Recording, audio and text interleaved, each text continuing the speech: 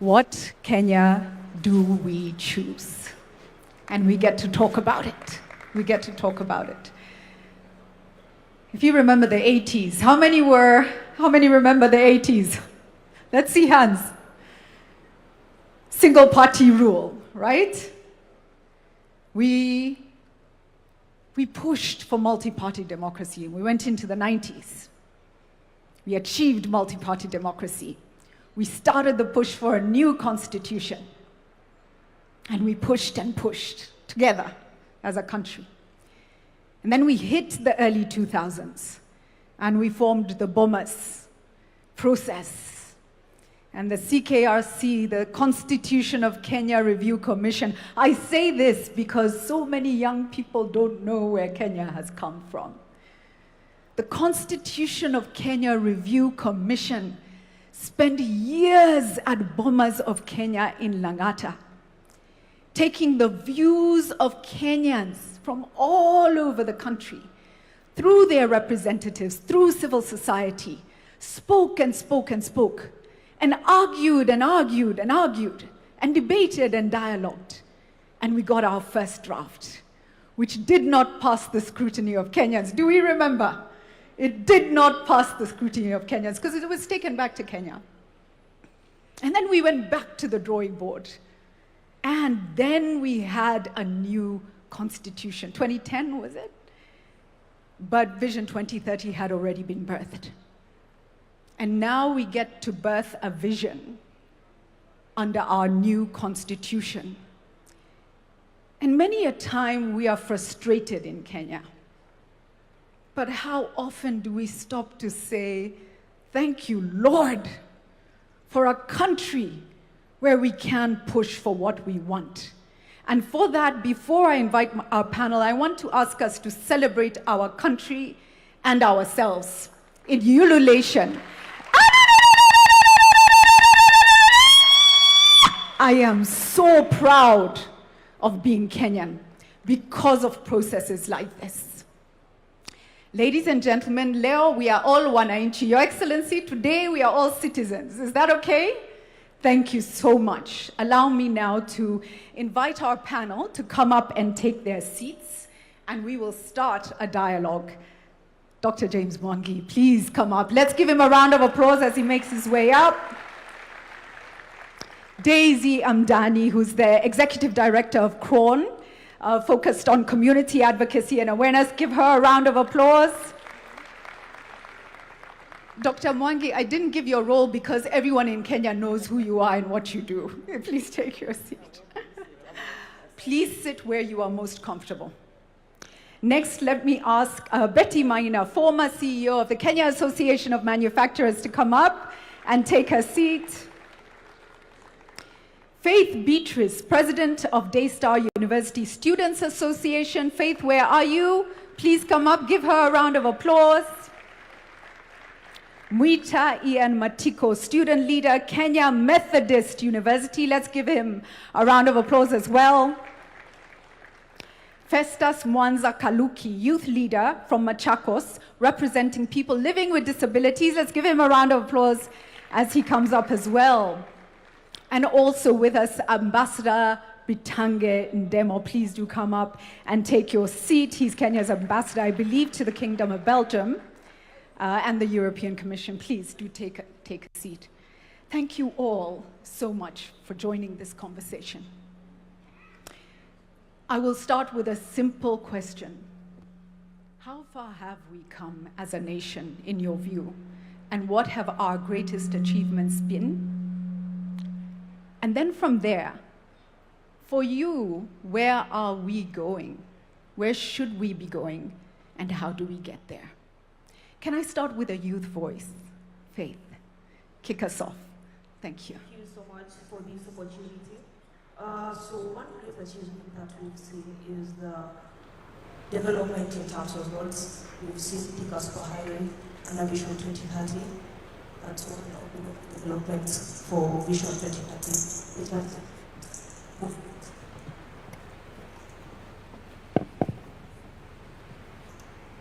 Which is a movement along Thika Superhighway, leading to economic growth and empowerment here. That's pivotal, yeah.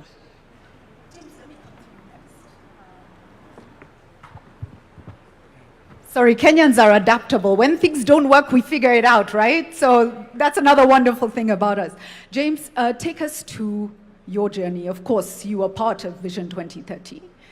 You have also been part of building Kenya, private sector, but also wings to fly, and development-wise, you've done a lot. How much have we achieved?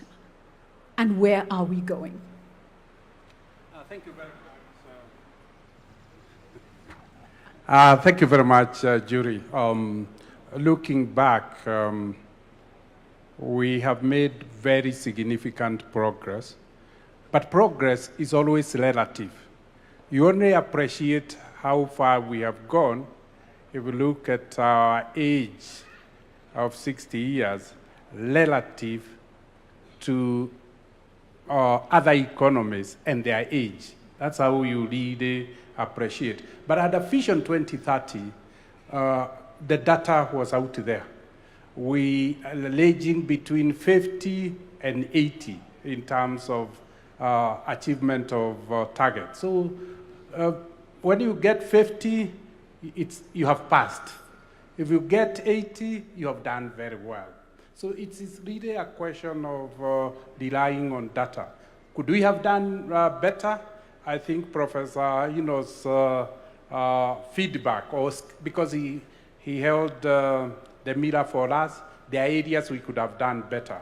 And that is why it is important to formulate Vision 2063 so that we can do better in the areas that we did well, but also continue to do well in the areas we did well.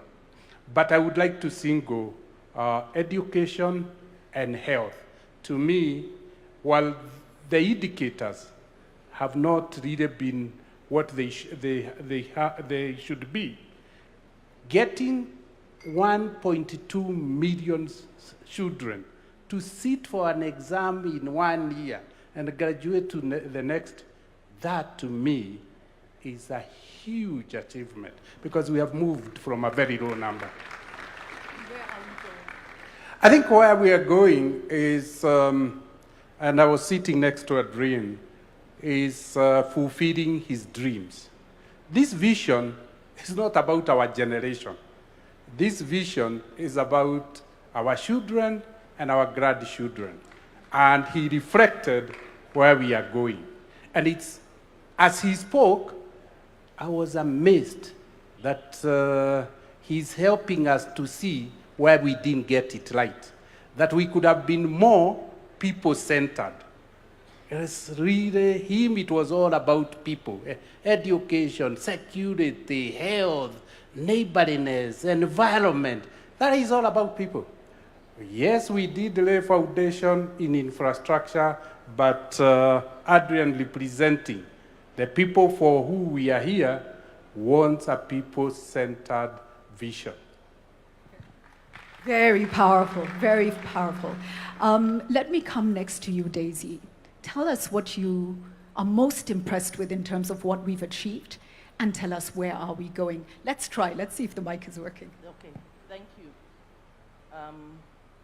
Try again. Just hold on. Thank you so much, Julie, and thank you for the opportunity to have this conversation. I think, and I'm going to speak as a woman, that in Kenya, I think we've made significant strides. I think the most important thing that we did for ourselves as a country was the promulgation of the 2010 Constitution that gave us the framework for inclusion. And when I think of, you talked about the 80s, and there are many things that people don't know about where women came from. I remember when we were in school in the 80s, a woman could not walk into a bank and open a bank account without the permission of her husband, if she had one, or her father, or a significant male other. Women were not seen as having personal agency. Today, women are at the forefront of economic growth, you know? So that's really significant. If you look at our history, where we came from in terms of political representation, it was a male-dominated field. Women who aspired to be leaders were considered somehow wayward because it was really considered a male domain. Today, we have women at every level of our governance, at the county governments, in parliament, in the cabinet. I see here we have 2 female governors of the 6 governors that we have in our country. So we're changing the face of what leadership and governance and power looks like. When you talk about indicators in terms of education, maternal health, in terms of economic growth, I think we've made significant growth, and we need to appreciate that. We look at all the hardware that's been there, the roads, the railways, and everything. But even in terms of income generation, I think we've come a long way as Kenyans. So somebody talked about, the young man talked about democracy, the freedom. You know, I really don't think we appreciate the kind of freedom that we have in this country. Angel sang about how Kenyans shouldn't insult their leaders on social media. The freedoms that we have in Kenya, the ability to be able to speak and express yourself, I think this is something that we take for granted because it's not available in many other jurisdictions, but in Kenya we do, and that's why I appreciate this conversation, because it's giving us an opportunity to be able to have a conversation and channel our energies towards talking about the Kenya we want to see beyond Vision 2030, but also to diffuse some of the tensions that are there, because we agree that we're having this conversation within a context of a lot of uncertainty in terms of employment, economic pressures, and all that. So there's also skepticism as to why is this conversation coming at a time like this, just a year before elections. But I think it's important that we have it now. That's why it's important that we have it now. So even the ability to be able to gather here together, to have that conversation, the president calling us as citizens to have a conversation about what the future of our country looks like. I think we've come very far, because usually it's always top down. It's presented to you as citizens, not calling you in to come in. Let's have a dialogue, let's reason together, and let's vision our country together. That's incredible. Thank you for that. I think it brings me to Betty. Let me come to you next. And, you know, we were at the forefront of a lot of dialogue over the past 20 to 30 years. And maybe one of the most important things about this country is the ability to sit together and listen to each other when we need to, in the most difficult moments. Let's walk through for you, what are you most proud of? And now as this country comes together in this discussion, starts this process, what's the realistic, process that we need to go through? And I think it will be discussed further, but this is not a short journey. This is, tell us what you see, and ideally, where do you want us to land as a country? Well, thank you. It's on, right?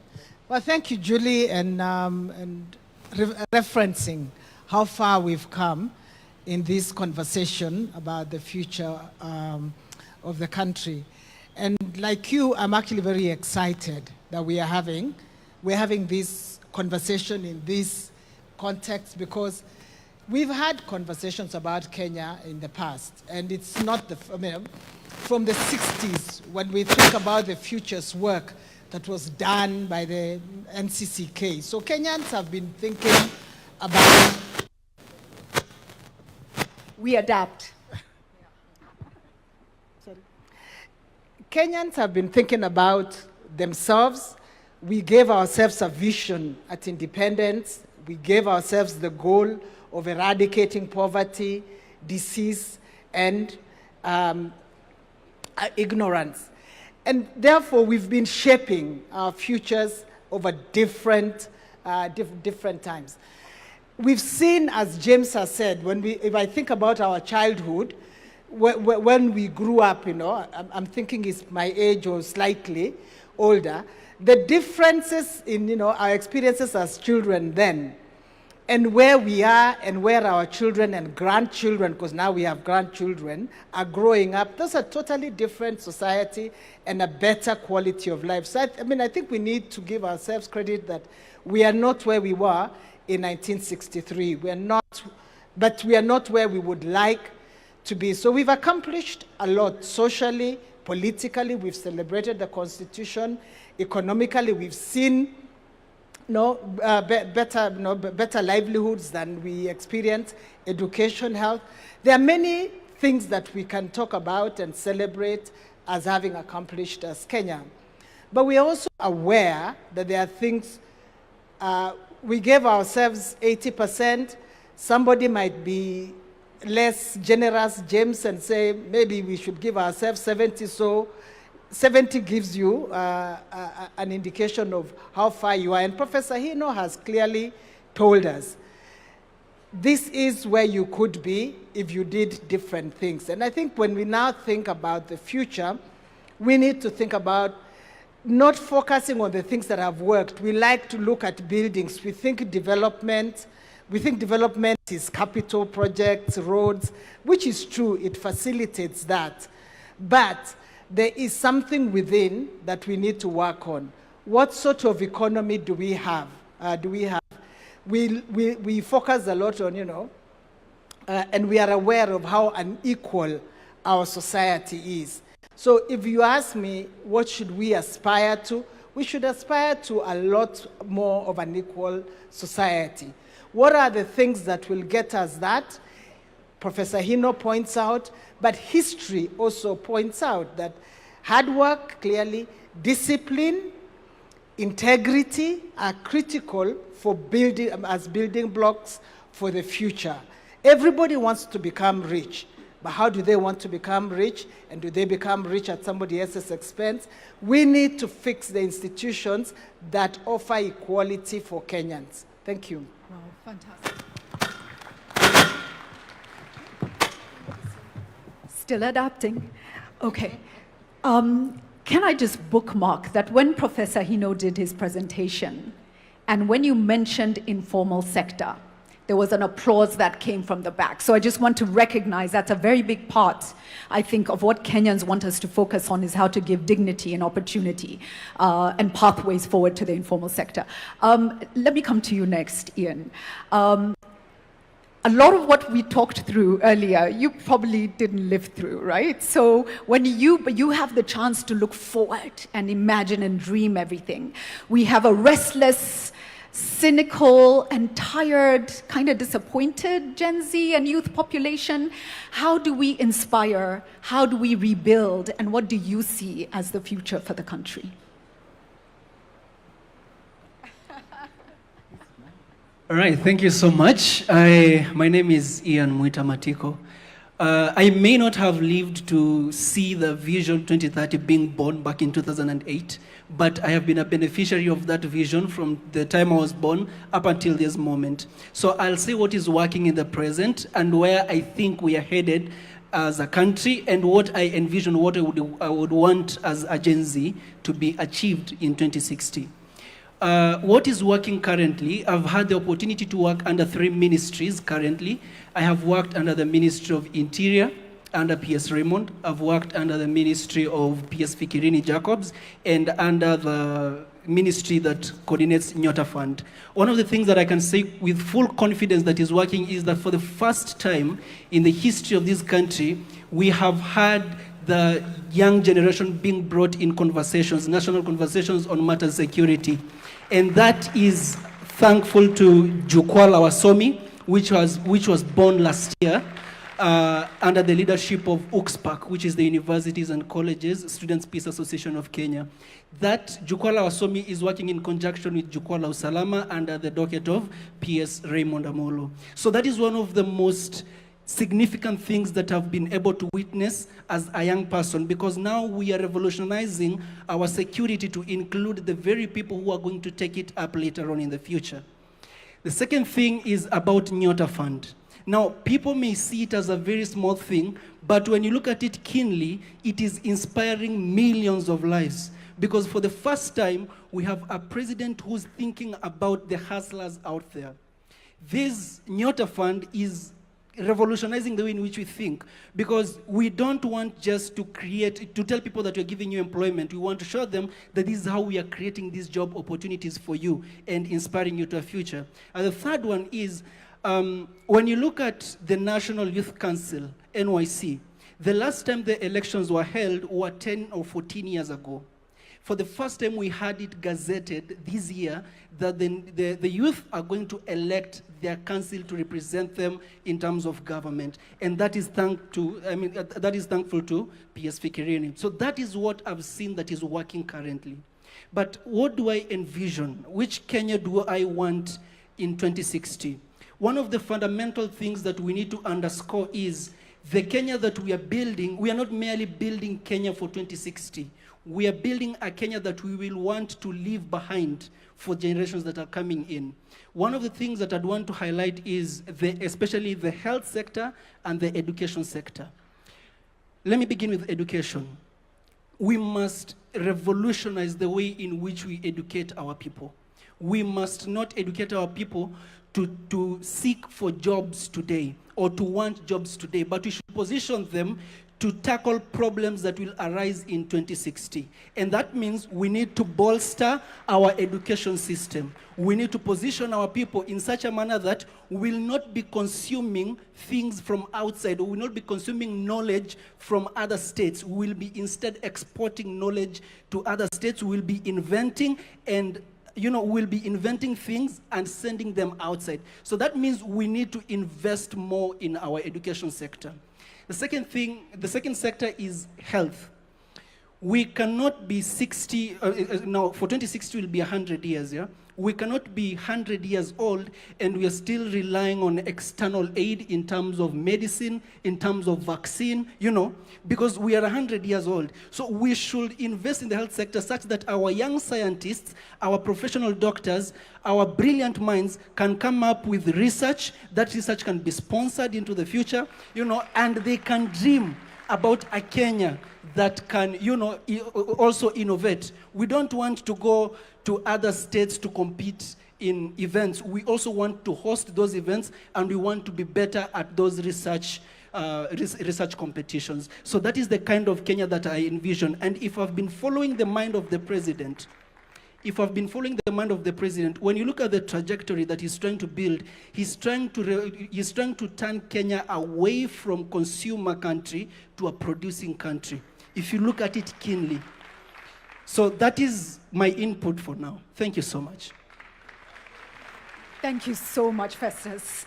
Ian, Festus, let me come to you next. You're a leader in your own right. You're doing that in Machakos County. What are you happy about in terms of what Kenya has achieved so far under Vision 2030? And what is your hope for 2063, Kenya at 100? Thank you, Julie. Is it good morning? Is it good morning? Yes. Good morning, Mr. President. Good morning, Julie. Good morning, my panelists. What has been significant about the achievement of Vision 2030 to us, persons with disabilities, because that is a constituency that I speak for and work for. We've seen enactment of the new Disability Act that has been in the parking lot for a very long time. The act was assented by our dear president last year, August. Was it August? Sometime last year, and that was a really great milestone that spoke to the intentionality of our government in terms of including persons with disabilities in their activities. We've also seen significant efforts by the government, especially in mashinani, whereby nothing can happen without us being on the table and having our voices where conversations are happening. Kudos to the Ngao team and to the other government sectors like the judiciary and other parastatals of government. And the hope that I have, or the hope that I see is, number one, before I go to the hope, can I cite an oversight that I have seen? Because this is a conversation anyway. When we look around this podium, and online as well, we are missing a very critical accessibility format for those that are following online and those that are in this place with hearing impairment. It was an oversight, and I give it as a recommendation that next time that is looked at critically, because Thank you. this being a national conversation, then it ought to carry us all to the other side of the river. And the other observation that I have made, I'm moving to my hope. I have also observed that in most of our activities or our events, we are not intentional about including persons with intellectual disabilities. When I speak about persons with intellectual disabilities, is the people that we sometimes shun away from because of their complexity of their disabilities, in that the way they take concept in and the way they give output out is a little bit different from everyone in our midst today. And I believe that is something that in our next roadmap, we should have an intentional way of targeting, really targeting persons with intellectual disabilities and those with autism.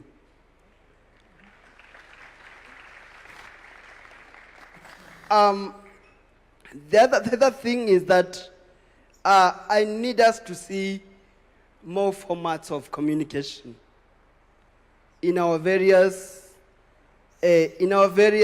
engagements. I'll give examples. Persons who are short-sighted, that do not see small letters. How inclusive are we when we are projecting? Even I was struggling. In our screens? How inclusive was that? And those that use Braille is that format that is going to be accessible to those of us that have gone to school and can use Braille too as a way of communicating to themselves.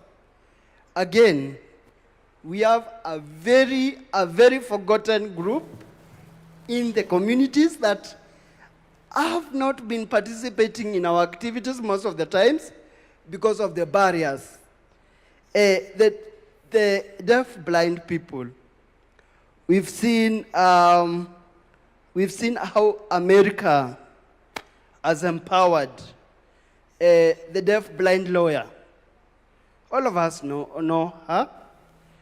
We've seen how she even came to Kenya to inspire us, persons with disabilities, brought in by National Council and brought in to inspire and change a narrative that has been there of persons with deaf blindness are supposed to be left away. Just to ask, how many of us know that we have a language known as tactile. Tactile. Tactile. How many of us know that? Mr. President, do you know tactile? Do you know how it is used? Please, it is actually embedded in our national book, our reference book, the Constitution of Kenya, whereby it's a mode of communication for those who are deaf, blind. So we'd also want to see that in play, because it is mandatory to carry all of us to the other side of the river. Now, yes. I am going to my hope. The Kenya I hope to see. I hope to see a Kenya that is inclusive, a Kenya that is intentional, a Kenya that is led by us with diverse perspectives and disabilities. We need to be included, not integrated. We don't want integration. We want to be at the center of where conversations are happening. Thank you. Thank you so much. I think the humanity, even in how you started Festus, and you took a moment to recognize and greet us, and you've taken us through a comprehensive view of what's missing and where you need us to go. Thank you so much for that. I want to also just recognize, you mentioned somebody from a different country who inspired you, but we have our own in Kenya, do we not, who is a senator? Honorable Crystal, yes, and I don't know if she's here, but she's incredibly inspiring, and so I just wanted to also mention that. Thank you so much. Let me come to you, Ambassador Ndemo. Again, we were at the front lines of much of the change of Kenya with you. You were right there, and you saw what it took to change a nation. It's not easy to push, to evolve, but you did that. Take us through the learnings you had in delivering Vision 2030, the part you played in development of Kenya, and where you think we really need to be going for 2063. Thank you, Julie. Let me recognize His Excellency the President, Deputy President, Prime Cabinet, Cabinet Ministers, and all guests and governors I saw here. The question I have to answer it from the problems that I had before we saw the changes. When going to high school, I would board a bus and leave, and my mother would only expect to hear my voice when I came back. There was no communication, there was zero. To get a telephone, I'm sure Mwangi can testify here, it took so long to get, if you get anything like that. But the government invested in ICT infrastructure. This ICT infrastructure completely changed the way the world works in Kenya. A lot of young people take it for granted when they get their passport within 2, 3, 4 days. For us, it used to be 6 months, 1 year before you got the passport. There are so many other government services that have been digitized since that time. I think 100% of the government services are online. We are able to pay our taxes online. We are able to communicate online. We are doing several things online because of infrastructure. I'm emphasizing this because Hino also said, going forward, we must look at the infrastructure that will take us forward. Today, with the little infrastructure that we have in northern Kenya, a mother takes a smartphone on a child's chest, and through AI, they are able to identify the kid has tuberculosis. The nurse can do that. This is something that used to be done by radiologists and other things. We need to expand that throughout the country. And what I'm saying, what we need going forward from today is actually to build the future infrastructure for AI, because AI is disrupting education, disrupting health, disrupting agriculture, and that we need to have its own infrastructure. And because of geopolitical contestation, there is a problem that we must begin to solve now. That what every country is doing is to build their sovereign AI, but there is a problem which the president knows very well, energy. We need to have energy. We cannot talk about AI going forward without significant amount of energy. I think we're at less than 5,000 megawatts. We probably need another 10,000 megawatts within a very short period. Companies like Microsoft try to invest in that space. We need to work with the private sector and build the infrastructure the same way we put the fiber in the undersea and also terrestrial to every county. We must invest in the future infrastructure for Kenya's competitiveness. Our education has done very well. Mwangi talked about it. We need to leverage AI, because what the studies are showing is that most of us who have been teaching, we teach an average student. But with AI now, we can identify the needs of every child and actually provide the right thing. It is not going to destroy teachers. It's going to facilitate teaching. I would stop here because I can say. Thank you so much. The simplest way, I think, to understand AI is to see it as a tool. Ni kama jembe, yeah? It doesn't replace the person who needs to do the work. Maybe jembe is wrong in today's environment, but it's a tool. Your Excellency, I do want to come to you before we open to the floor. As a leader, same question. What are you proud of in terms of what we've achieved so far? And where are we going? But as a citizen, as a farmer, where do you really want us to go? Please tell us. Thank you very much, Julie. And good morning, everybody. Vision 2030 in 2008 became the roadmap for us as a nation to think long-term about our development. Maybe I see some people straining to see. Long-term for us to plan our way into prosperity. And we must commend President Mwai Kibaki and the vision bearers then, who provided a platform for us to put together what today is finally in the sunset years. Vision 2030 has provided a framework for us to figure out our development. It set out that Kenya should be an industrialized nation, middle income, high quality of life in a safe environment.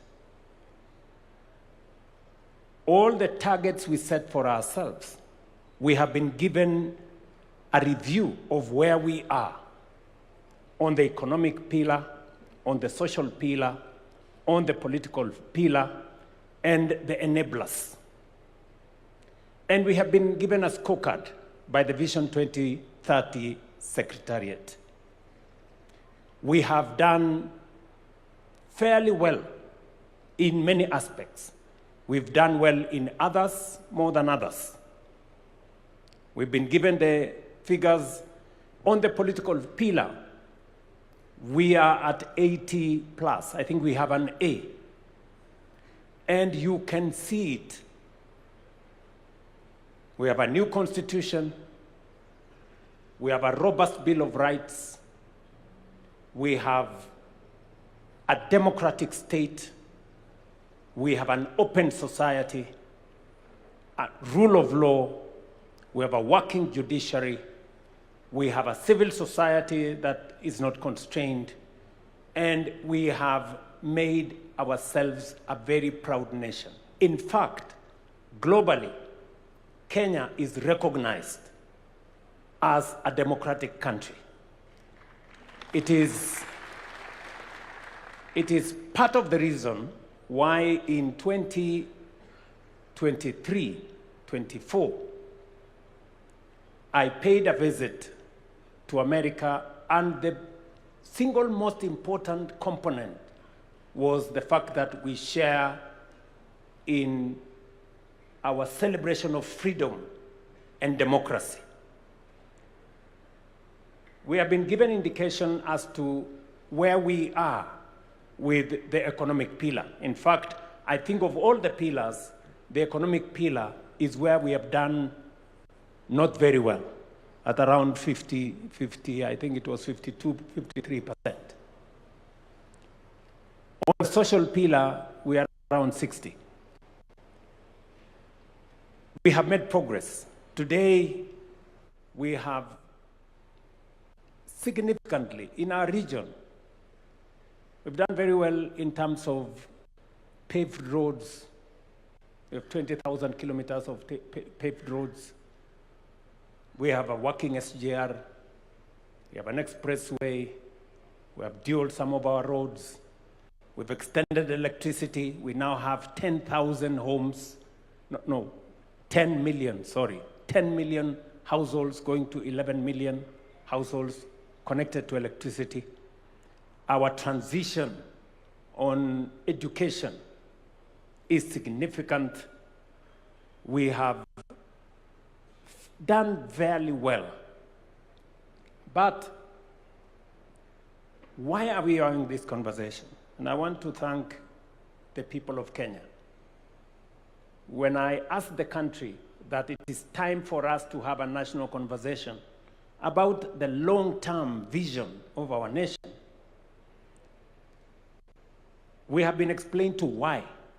Number one, Vision 2030 will come to an end in the next 3 years. Medium-term plan 4 is ending in 2027. For us to plan medium-term 5, medium-term plan number 5 is going to take from 2027 to 2032. Yet Vision 2030 is ending in 2030. So we need to have the longer-term vision for us to be able to plan medium-term 5. Reason number 1. Reason number 2, when we figured out Vision 2030, 20-something years ago, the world was much different from what we have today. Technology had not taken the space it occupies today. The advent of AI was not with us. We didn't have the serious effects of climate change the way we have today. We had a completely different situation.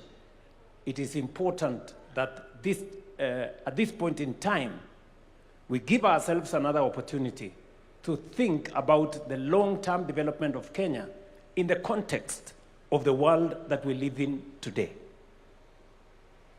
Number 3, when Vision 2030 was developed, it was developed before the new Constitution. The new Constitution provides us with a better and clearer framework on how to think long-term. And therefore, it is important that we engage in this exercise in the context of a new constitution. A new constitution that does not request us to consult the people. No, it is mandatory. The reason why you find in some cases many people do not understand, do not relate to Vision 2030 was because there was no public participation to the extent that we know public participation as provided for in the Constitution at the moment. And therefore, we have an opportunity, this time round, different from the opportunity that was in 2008 to formulate a long-term plan, one that is done by the people, not by government, not by bureaucrats, by the people themselves. And therefore, we need to give ourselves the opportunity, and this opportunity that we have to think about Kenya long term. We want to pick the minds of everybody. The farmers, entrepreneurs, students, technocrats, everybody. Let them tell us what kind of future that we all want to think about. And nobody should assume that any one of us has the monopoly of knowledge. This cannot be, and I make it very clear, this is not a government project. This is a people's project. So Kenyans must prepare themselves. It is a responsibility put on our shoulders collectively. And I will be speaking as a citizen as well, because I also have aspirations on what I think our country should be, beyond me being a leader today in Kenya. And number 4, just so that we contextualize this, the center of gravity, global gravity, in terms of growth, is moving to Africa. Africa today is pivotal. Why? Because of 4 reasons. Number 1, we have the largest reserves of renewable energy. We have the youngest population, a population that a quarter of the world's population will be living in our continent by 2050. Number 3, we have the largest market that is emerging. Number 4, we have the largest reserves of uncultivated arable land for food security going into the future.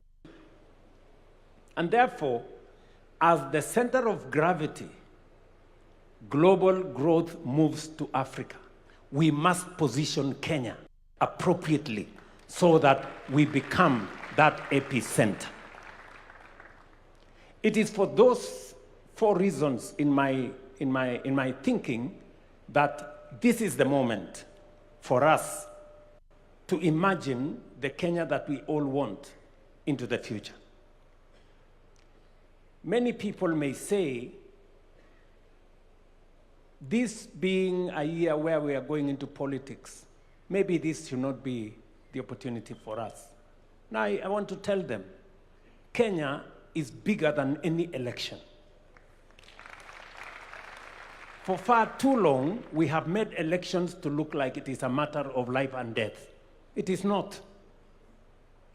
Yes, it is important.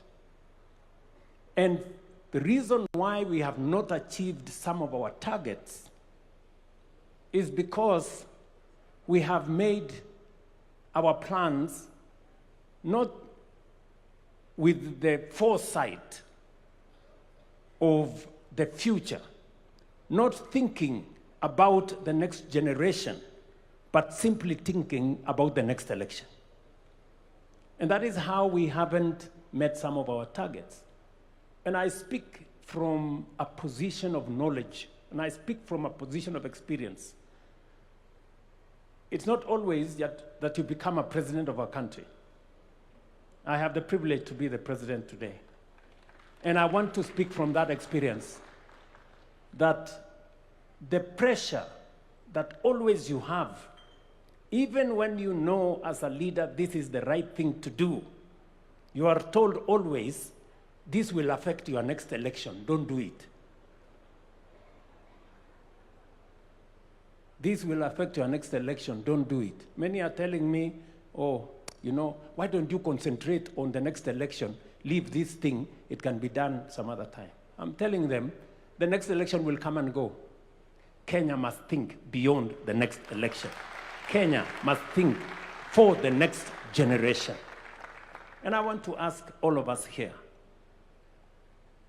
to think beyond any election cycle or any administration. We must think about the next generation. Let me conclude. I hope I'm not taking too much time. Let me say the following. I have listened to the presenters. I've listened to Professor Anyang' Nyong'o.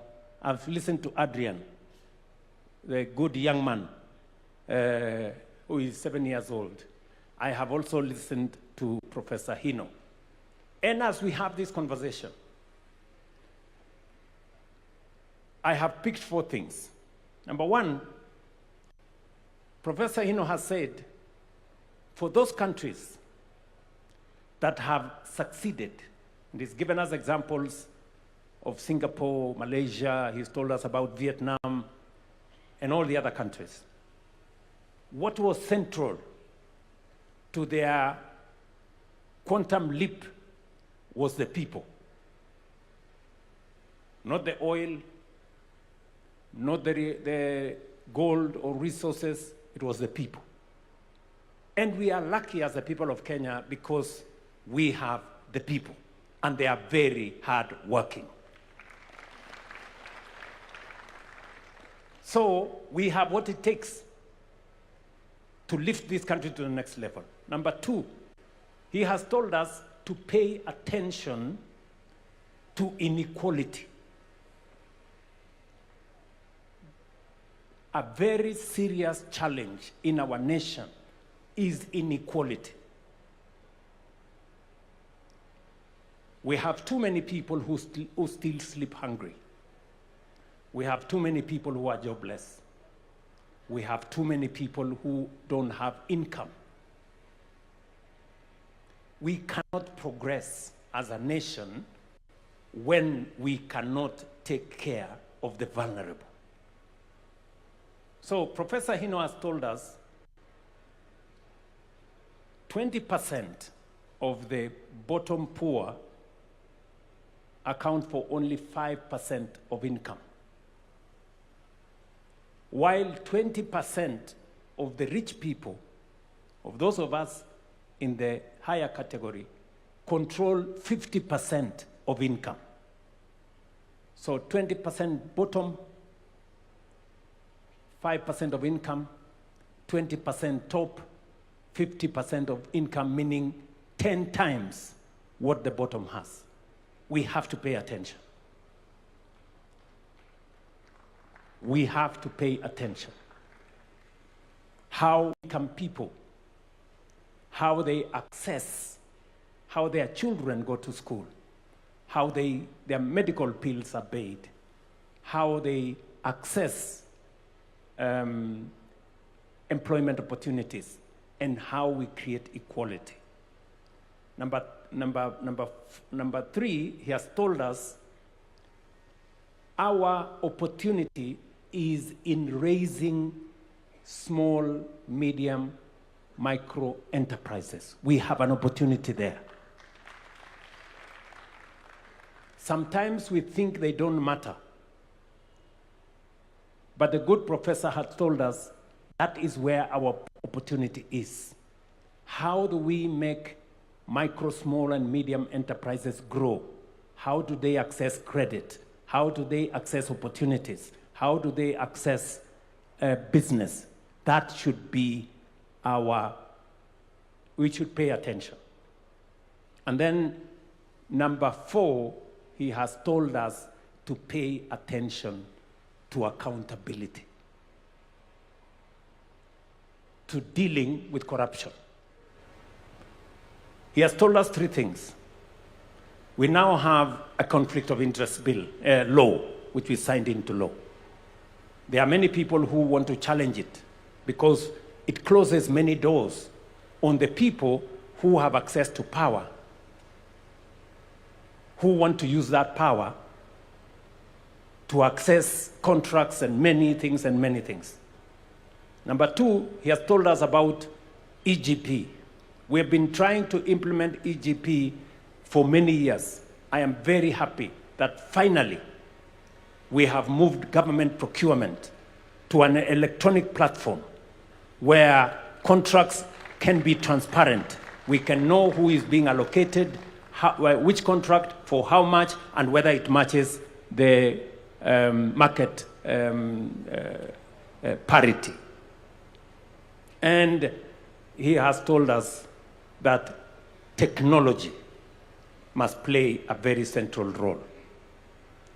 I was listening to Mercy Mwangangi, our CEO of SHA, and he was saying the single most serious challenge he faces is how to stop fraud. You know? And we are very happy that finally, using technology, we are able to stem theft, fraud, and corruption. And to the good professor who has said here, going forward, technology is going to play a significant role in us taking this forward. So, in conclusion, let me say this. To the people of Kenya, nobody has a monopoly of good ideas. Beyond Vision 2030 is our collective responsibility. We must step up. It is a constitutional responsibility to each one of us. It is an obligation to each one of us to implement the Constitution. And part of implementing that Constitution is to figure out how we appropriate, access, and avail all rights that are provided for in the Constitution to everybody in Kenya. Whether it is human rights, electoral rights, rule of law, access to water, access to education, freedom from hunger, making sure that the Constitution, what the Constitution says, that every citizen must access the highest standards of health, the highest standards of education, the highest standards of housing. It is our responsibility collectively for us to have a plan on how this is going to be attained. And we have the opportunity. I want to pledge here that government is not going to lead the talks. It is going to facilitate. This is about the people.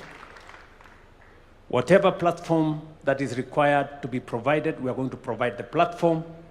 Let the people, in their diversity, the religious community have ideas, private sector have ideas, farmers like myself have ideas, students have ideas, the academia have ideas, our good friends in civil society, they have ideas. Let us bring the cocktail of ideas and have a plan for our country into the future. It is our opportunity. Let us not abdicate. Let us not delegate. Let us not run away from that responsibility. It is our duty, it is our obligation constitutionally to make sure that we think about the future of our nation so that Adrian, sitting here with us, 7 years old, will know what the future is going to look like. Thank you very much. I hope I have not taken too much, but this is the opportunity for us, and I am very happy to be part of this as a Kenyan myself. And believe you me, I will be part of it as a Kenyan. Thank you very much. Thank you so much for that, Your Excellency.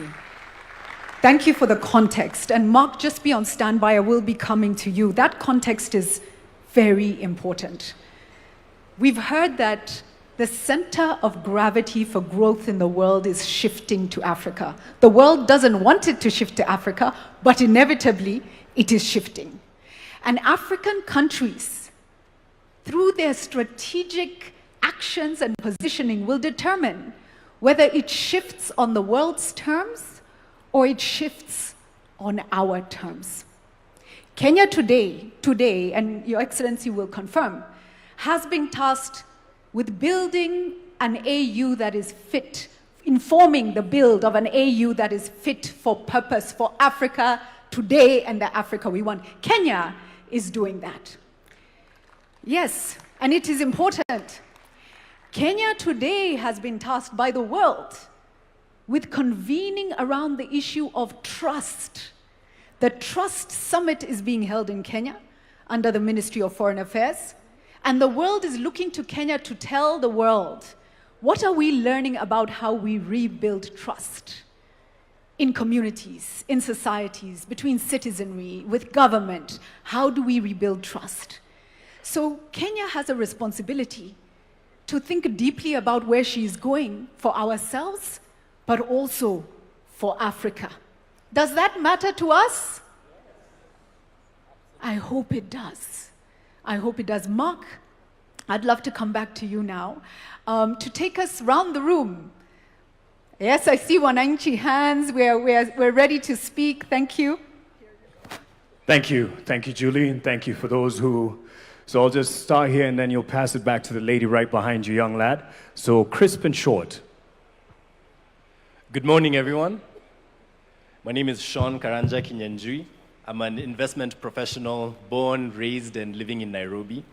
I'm a portfolio associate at a Pan-African venture capital firm. So on a day-to-day basis, I get the privilege to speak to entrepreneurs across Kenya and Africa and deploy meaningful capital into their businesses. I give you this context because every day I get to see Kenyans and their talent and ambitions on a day-to-day basis and even back and support these businesses. But I also see a lot of strong ideas and entrepreneurs held back by gaps in capital, infrastructure, and execution as well. And so for me, a vision beyond 2030 is very personal because it affects the trajectory of my career in the investment space, fundamentally. It also affects the legacy that I leave behind for my family. I'll be not so old, but approaching retirement by the time 2060 comes about. And so I need to personalize these goals for you as my leaders so that you understand what needs to be done for me. As Sean, I can't speak for everyone here and the mic will go around the room, but I have 3 key goals that I need to achieve by the time I am 60.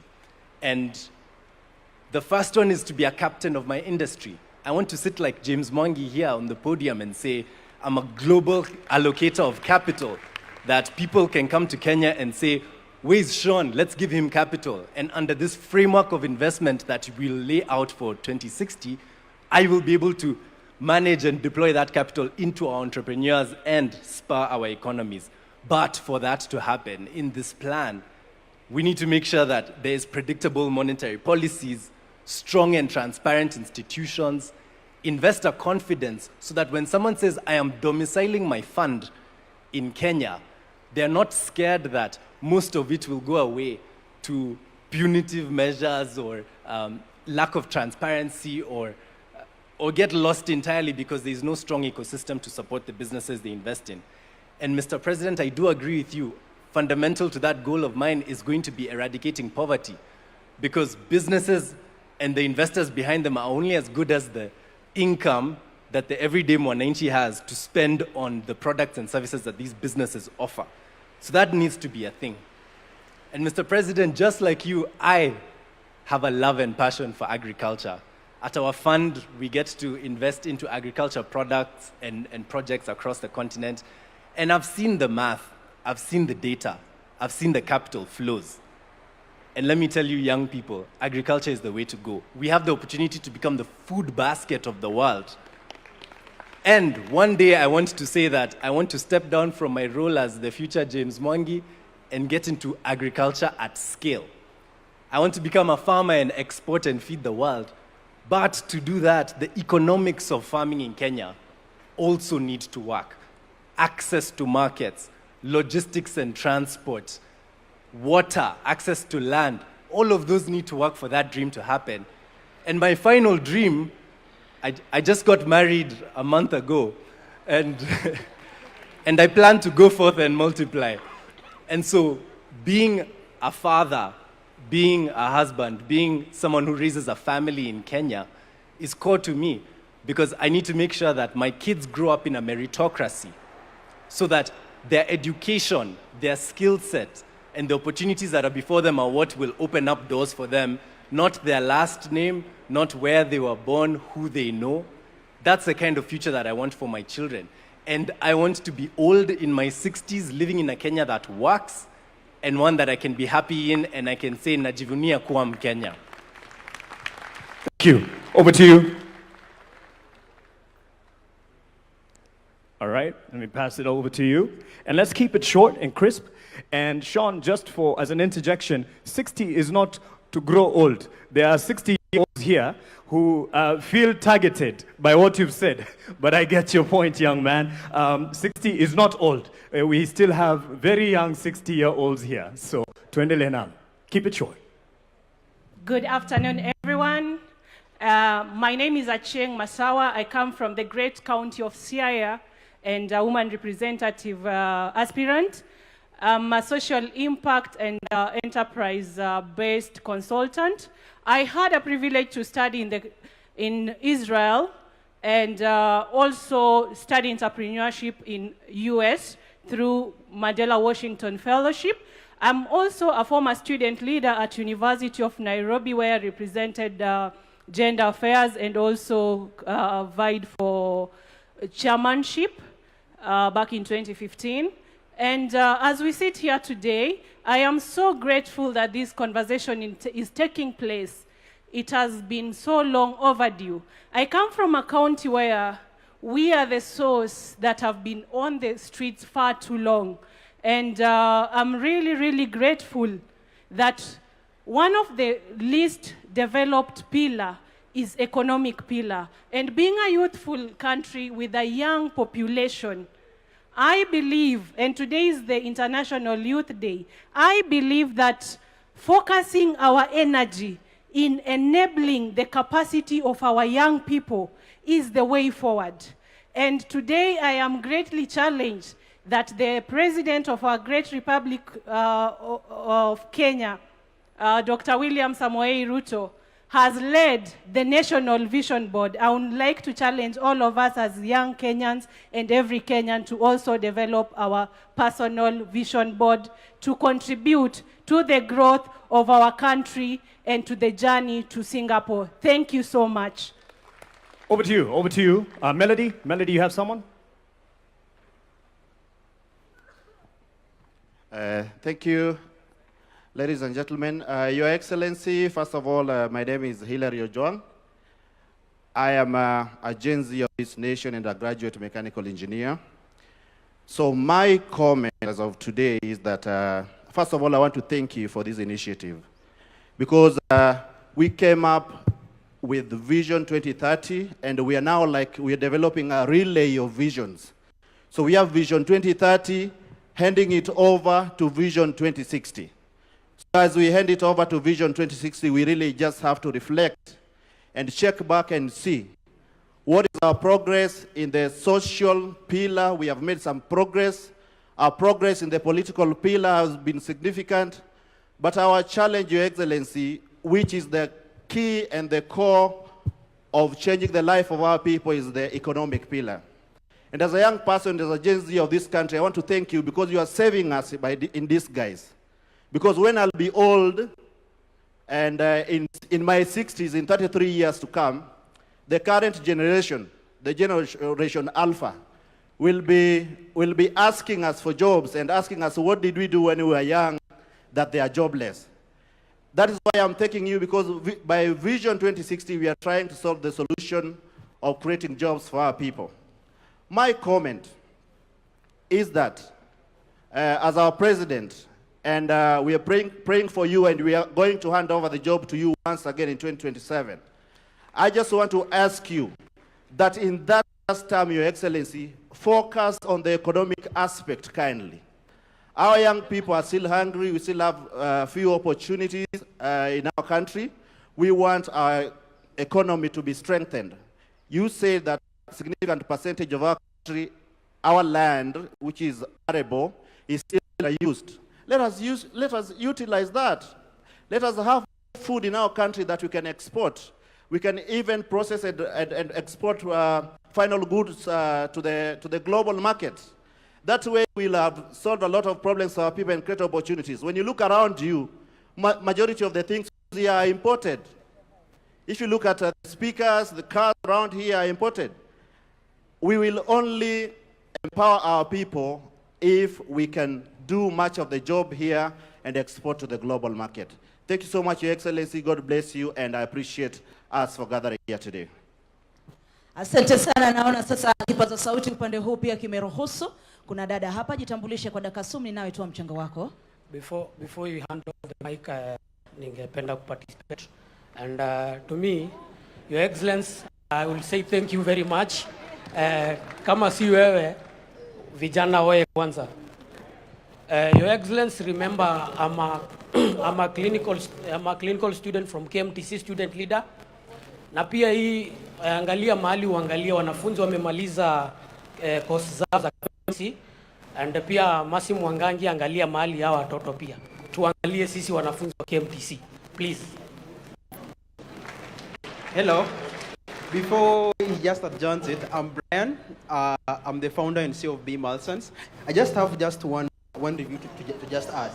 We've been actually trying to say how are we going to create more jobs. Currently in Kenya, we have almost 11,000 startups. So if the government can just, let's say back up these 11,000 startups and just, let's say they just get funding, for example. Each startup can just employ almost 50 people. So those 50 people, as in, if they are now given actually money, they can actually now create more employment actually now for the young youths now. Hello, yeah. I'm sorry, let me talk. My name is Anne Adhiambo Onyango. I am a volunteering secretary actually for a community-based organization known as Tekeleza Mtaani Initiative. So my question is about climate action. For me, I define Vision 2030 as attaining goals for the 17 Sustainable Development Goals. So I'm gonna go to SDG number 13, that is climate and its impact. We've been seeing news being warned that El Nino is coming September to December. So apart from us sending Red Cross to rescue missions and all that kind of thing, what are we doing with the drainage? And what are we doing to make sure that the adverse climatic repercussions don't get to us as individuals? Kindly, when you are thinking about 2030, think about climate change and its impacts, because I work with the community and it is not looking good at the grassroots. Thank you. Asante. Sorry about the challenge with the sound, and we're trying to get, I had promised this young lady here, na hapa, na point tu, kwa sababu ya muda, lakini pia wewe utaposition watu pia. I love this sign. Let me just say, yes, I love the hands. I see you all. I appreciate that. And this is what we are starting. So hatufungii mtu yote, lakini tunawapa wale ambao wanaweza zungumza kwa muda tu. I love the passion and I love the reaction. We just also need to give that side of the room. So that's why we're kind of giving an opportunity for those on the other side of the room. Young lady, please keep it safe, short, and then we will come to as many. But as you would appreciate, there's other parts of the program, and there's another opportunity for an open mic. I promise you. I promise you. Quick. Thank you so much. I'm called Lucy Wanjiru Mbugua, a youth leader from Nakuru County, and aspiring senator come 2027 next year. And my question to the president is, there was a clip that Rigiji talked. We know Vision 2063 will go beyond your administration and possibly several generations. Now my question is, how will you make sure Vision 2030 belongs to Kenya and not to a particular government, so that the future administration continue implementing it regardless of who is in power? And as I finish, I want to say that I want this Vision 2030 to be a Kenya where there is no corruption, and where youths, we are employed regardless of who we know, as long as we are educated. Thank you so much. God bless you. Asante, asante, asante. Tumsikie dada hapa. Hello, good afternoon, everybody. Good afternoon, Mr. President and the nation at large. My name is Nora Kerubo Rangi. I'm from the Open University of Kenya. First of all, I'm Treasurer. First of all, I want to thank you so much, Mr. President, because after almost 36 years, I was able to go back to the university and undertake my degree in business entrepreneurship and education. I was just watching you on a television set like this, and you were inaugurating Open University of Kenya, and I saw the opportunity, and I wondered, how doesn't Kenya know about this opportunity? Open University of Kenya is an online program where you learn from anywhere in the country, in the world. Continue with your business, continue with your business, with your professional life, but at the same time, upgrade yourself. So what I want to say is I've seen a very huge opportunity in this space. So President, as we are continuing, can we continue to implement this online learning space? I have seen students from across the world. I've seen students from across the continent coming to Open University. We are 3 years old only. We started with virtually zero, and we are now 30,000 students. So as Kenya, we can capitalize on this economic pillar and export education. Kenya is at the pillar of education, and they are coming from all over online. So I would like to see Open Primary Schools of Kenya, Open Secondary Schools of Kenya, and the rest is history. I've also seen people from other countries come here for the primary school education, for the secondary school education. So at 2030, that is also another pillar. People trust Kenya. They trust the education in Kenya. So that is a pillar I would like us to capitalize on and take advantage on. There are huge revenues in education. Thank you very much, and God bless you all. Asante sana. Kuna wepo wengi huko. Acha nimtape ukaka mwenye shati yake ya maroon. The President, the Deputy President, and all protocol observed. I might struggle to communicate because I've never addressed such kind of a congregation, but you'll get my points. I have very delicious points and very ambiguous points. Now, this is a national conversation that personally I expected the leaders from across the political divide to be able to attend. I'm quite disappointed that some leaders are not present. My name is Samson Ligala. I come from Kisumu County. My governor, Professor Anyang' Nyong'o, is among the leaders that are, spearheading the conversation. So, as you know, and as you understand, leaders from Kisumu like myself, we are very brilliant, and we are supposed to be on the conversation and on the table. Now, Vision 2030 was formed when I was in class 3. I didn't know much about it, but my late father, used to really talk about it like every day.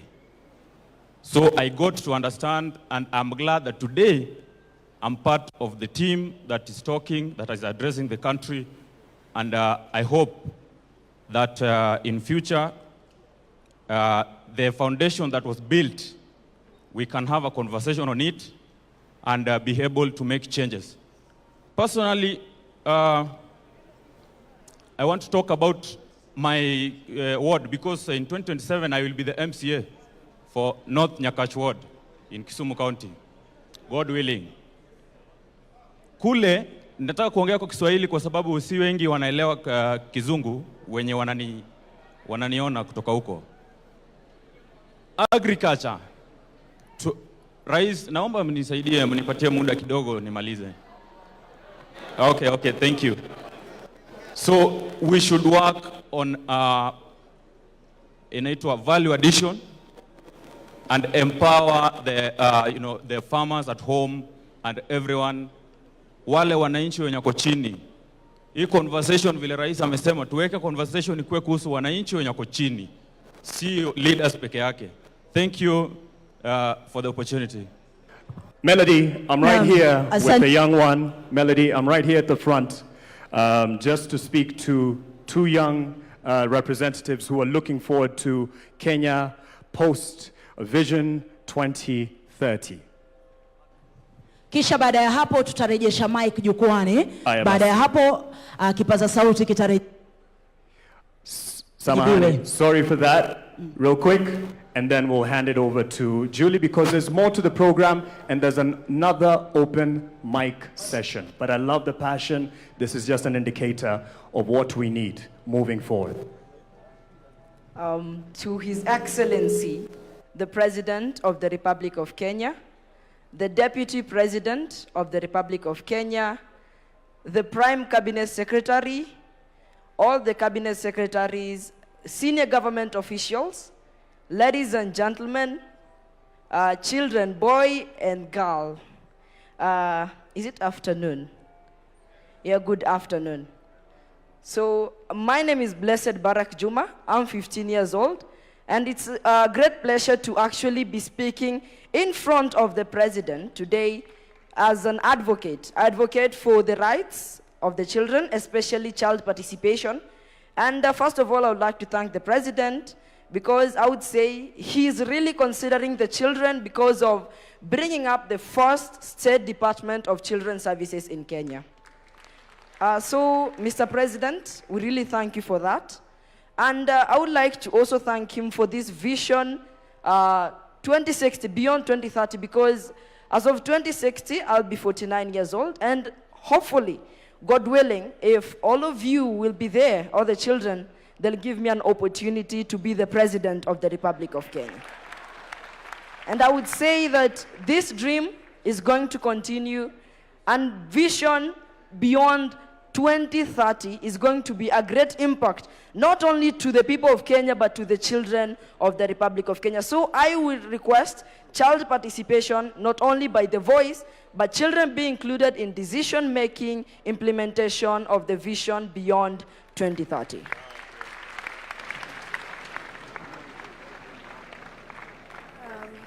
Good afternoon, everyone.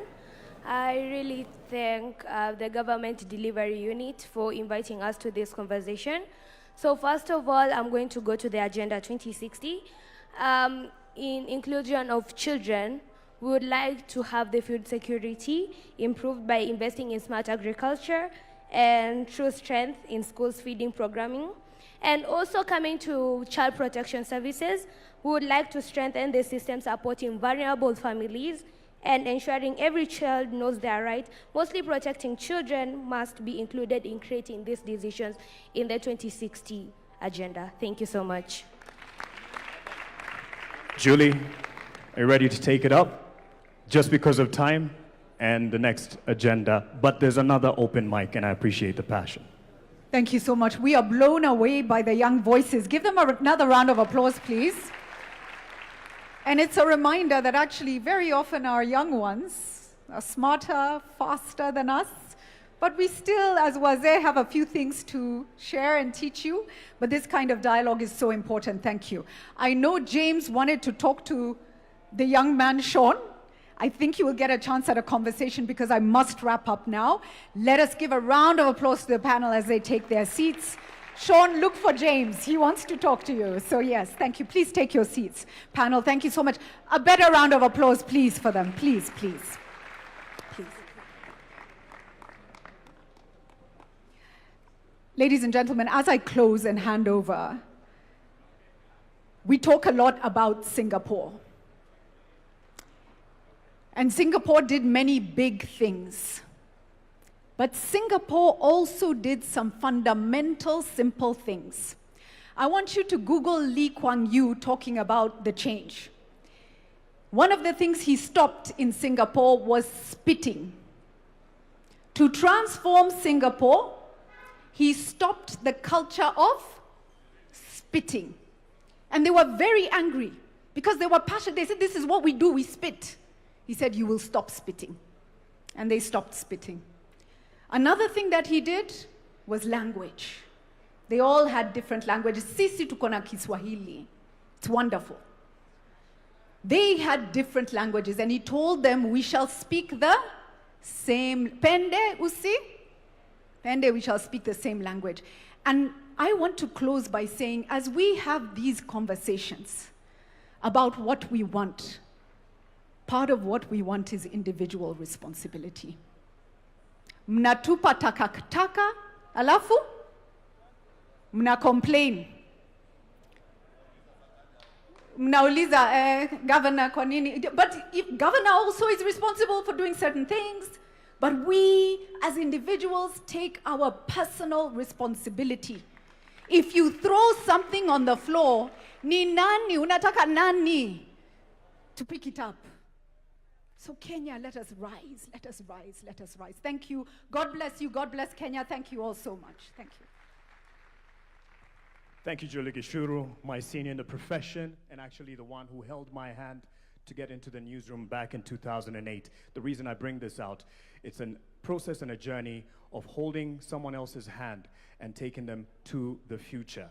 And I appreciate those who've actually grabbed my hand trying to get the mic. Your view or your opinion is not any less than any other, and it is just in the interest of the agenda that we have. I see your hand, sir.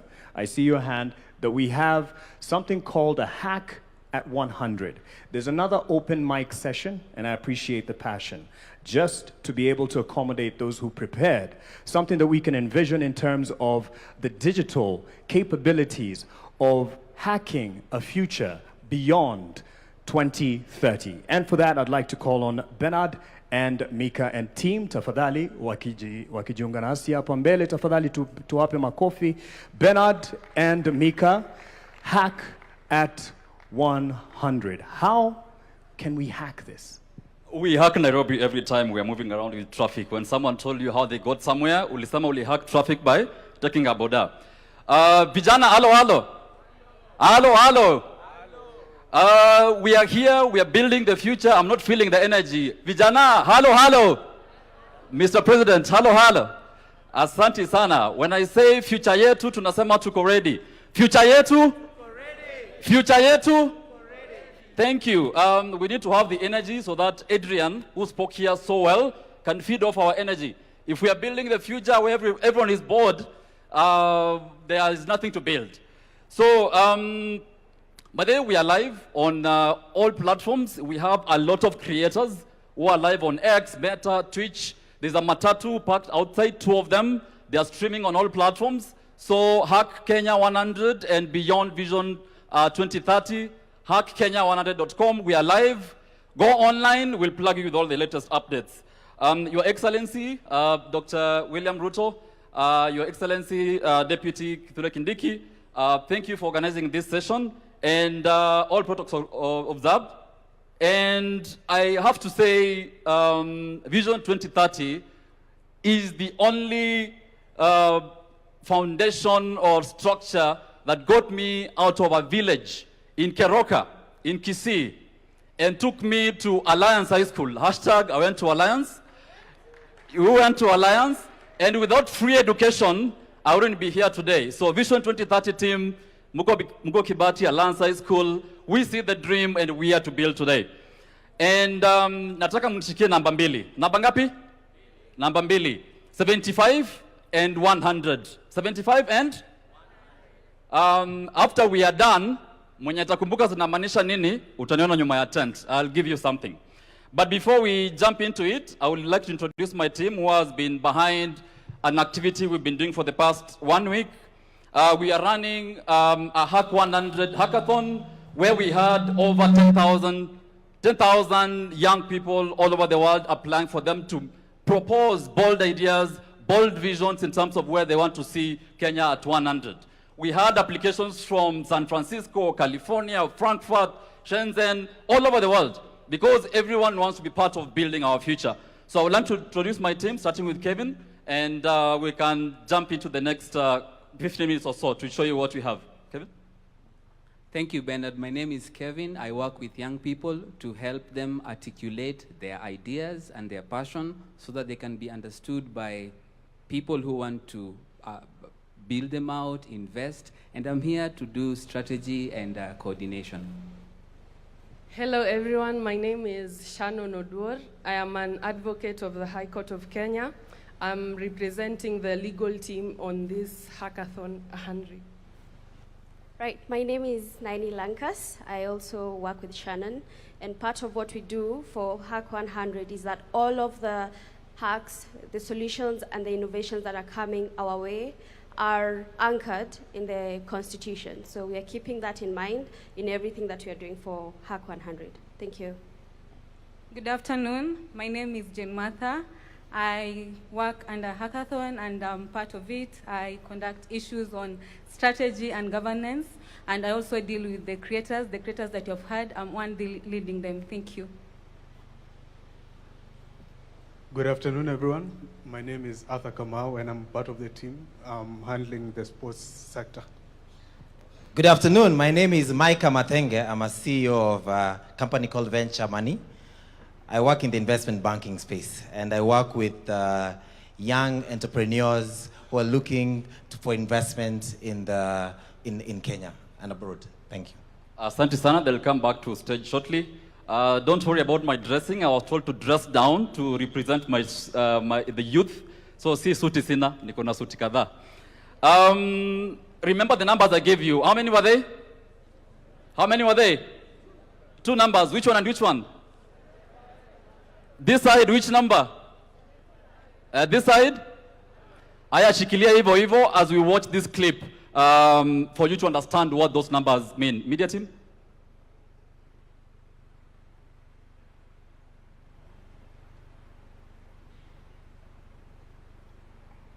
The audio is missing?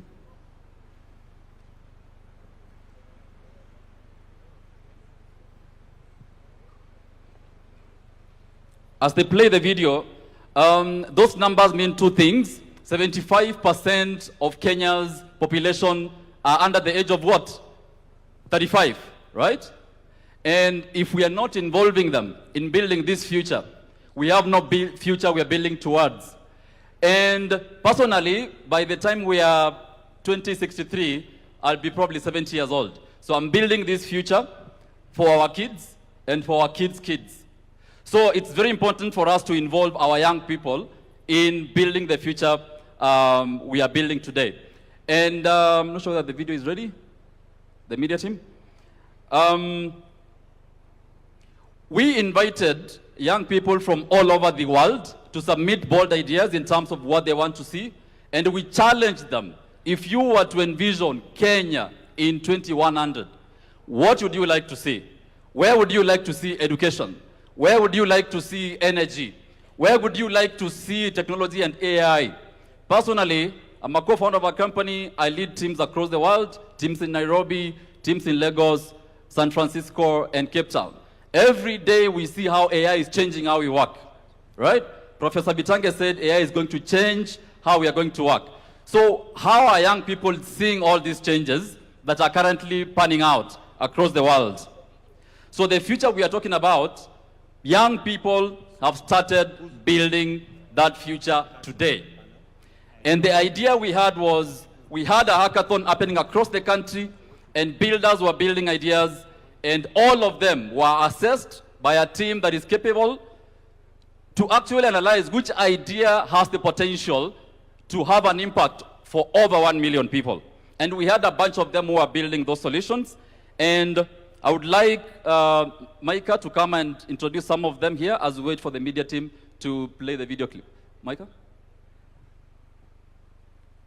Thank you so much, Bernard. I would like to invite a few people that were very innovative in the hackathons that we've had. But before I invite them, I'd like to tell you that the youth of this country today are not thinking about problems that we are having in this country. They are thinking of solutions. And I'll give you an example of one of the solutions, ICT solutions, that has been profiled to us. This is a solution that has been created by the youth. It's for savings. The youth are saving. So I'll give you the example here is for a child who is 7 years old, and he's working with his parents, and his parents are saving 200 shillings every single day to buy him a PS. The app that has been created, which is for beyond 2030, definitely, the app that has been created has reminders, but the reminders from the child are more consequential than the reminders from the app. And so we are looking at children who are learning discipline. They are learning the importance of investing. They are learning how to invest small, waiting to grow big from the innovations that we have. I would like to invite Felix from Sanifu. I don't know if he's around. And if he's not around, I'll invite Naini Lankas to come in and talk about the investments, the legal avenue that we have, the legal infrastructure. Come. Yes, come. Hi everyone. Thank you so much for the opportunity. Thank you so much for this initiative to actually look at vision beyond 2030. So my name is Sidney Rema. I'm a co-founder and CEO at a company called Sanifu AI. We are kind of the frontiers of AI in Kenya for small businesses. We are servicing many across Africa, not just in Kenya. Most of the big companies, around use Sanifu AI to process things like orders, invoices, pay taxes, and all that. So I think for today, beyond 2030 for us, what we are looking at is we are enabling a new digital economy. We're enabling a new digital economy. Sanifu has the capability to enable young people who don't even have any coding skills to be able to actually build data applications by just describing it, which means we are seeing more people opening AI agencies, servicing businesses that have never accessed AI before. And one interesting thing you'd actually note is that, yes, we do have all this conversation about AI, but I don't think people really conceptualize what's happening. And I say this as let me say as an ex-user. You always have people saying, hey, these are things that are happening maybe in the US and other countries, but they don't really conceptualize what is actually happening. And I would like to suggest something. Maybe the team or the task force that is planning towards Beyond Vision 2030, if there's one single investment that will actually make, that will significantly change the country or significantly change the future of the younger generation right now, is deliberately investing in training in AI and technology. You can build all the roads in the world, that's good. We'll build the roads, we'll build the infrastructure, but if we cannot stimulate the young people to actually understand how to quickly adopt AI and technology very fast, I don't think we'll actually have the leap that we're expecting. And I'll give you a good example. A few years back, we were doing charity in different children's homes where we were issuing computers that are old from, all these government offices. And we were training kids as young as 5 years, 7 years, 8 years old on how to use basic computers. And you'll actually be surprised what kind of applications they're able to build by the time they're 13. So yes, I think that is one ask. The second ask, allow me, the second ask is I've built startups for the last almost 15 years. And I'll tell you for sure, we always feel alone. I've raised capital from some of the biggest investors in the world, but I see so many startups dying every single day. I see startups that are actually building not just for the Kenyan market, but for the African market as a whole. They die every single day. There is no proper structure for support. There is no investor incentives. There's a lot of changing policies that are making investors not want to invest in us. And I can tell you for sure, if you really and truly want to invest in the young people, think about tech and AI. And don't think about it in terms of suggestive, hey, schools teach this and this. No, mandatory. Make it a mandatory class. Make it a mandatory class across the entire curriculum, essentially, for that. That's my 1-2. Thank you so much. Thank you so much. Because of time, the media team, you can play the clip in terms of how the young people want to see the future that they want to build today. Things that Sydney and the team are building, we want to see how do they look 100 from now. Now open them. This is Kenya at 100. And it begins in our classrooms. Every child learning, creating, and dreaming with a world-class education made for them. A nation of builders, cities dreamed by our own people and raised by our own hands.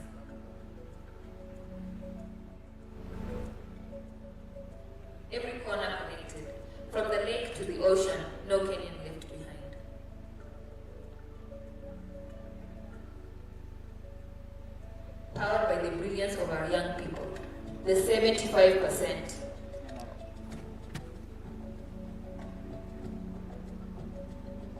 Feeding ourselves, sustaining our land, prosperity grown at home.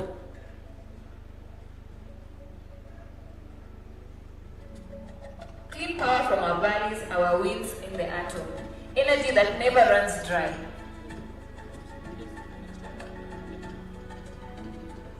Made in Kenya, built by Kenyans, traded with the world.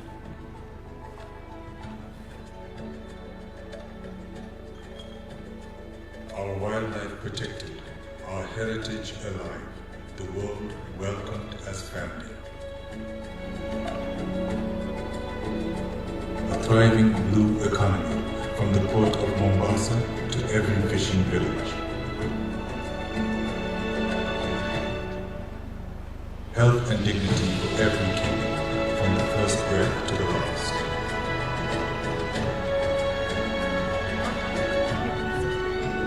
But this future is not a promise, it is a project, and it begins today with you. And we start building today. A time capsule travels across all 47 counties, awakening builders and dreamers. Your ideas, captured and preserved. The boldest go into development with seed financing ready. Kenya 100, future yetu, tuko ready. Future yetu? Future yetu? Now you understand the concept of the 100 and the 75, right?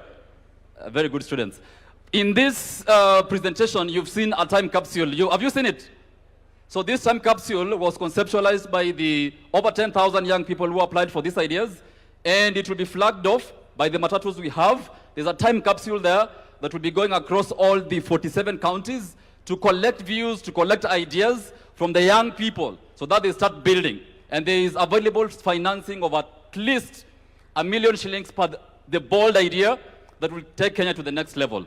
I would like to invite Kevin to slightly talk about the capsule, then we finish up.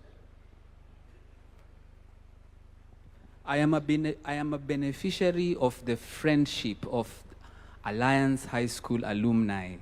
Bernard drags me into every room that opens up for him. So I am very grateful to Alliance High School for that friendship that they extend to people.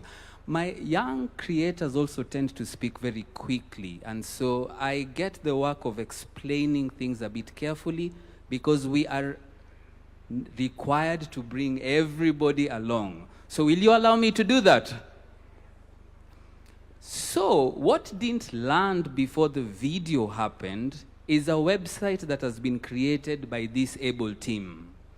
The website is live as we speak, hackkenya100.com. This website is being populated and advertised by a group of young people who you may not have met because they are in the far end where there are two matatus. Now, what is happening, many people who are picking up the mic, they are addressing His Excellency. What these young people are doing, they are saying, Your Excellency, we have a solution to help because the government cannot create jobs for everybody. And in our presence, we have a 16-year-old who has already announced his intention to eye the same seat. So young people who are in our midst, we must quit asking the government and we must start building solutions. And what this team has done, they have provided a website where if you see a shortcoming in any service delivery, propose it as what they are calling the hack. Are we together so far? So you would be saying, Your Excellency, we have provided a hack. Can we get funding for this hack? Now, these ideas are not limited to Kenya. I need you to know we have a community of over 400,000 Kenyans in the diaspora. In the interest of time, I may not go through all of them. So the hack involves how can we interact with Kenyans in the diaspora? We have very many Kenyans who, many years, we've been exporting our brains. We export our brains from Nyeri, from Kericho.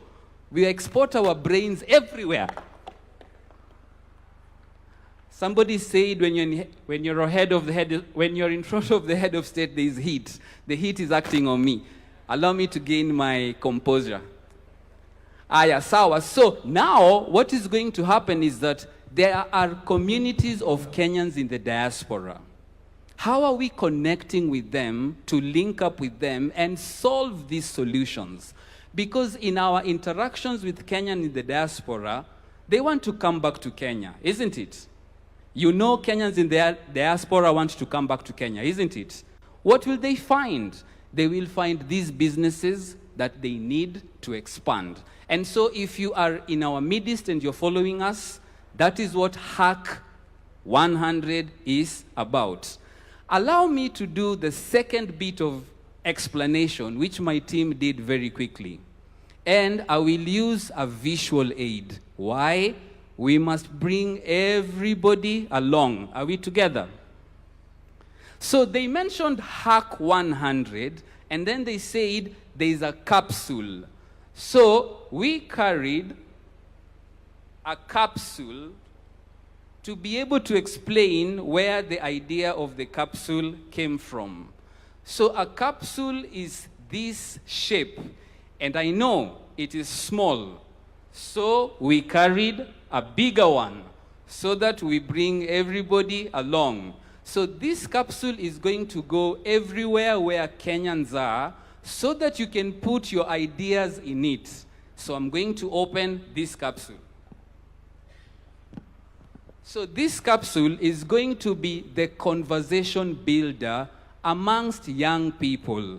Instead of begging the government to do things, what ideas have you put in this capsule so that when we reach your location, we can unpack the contents of this capsule.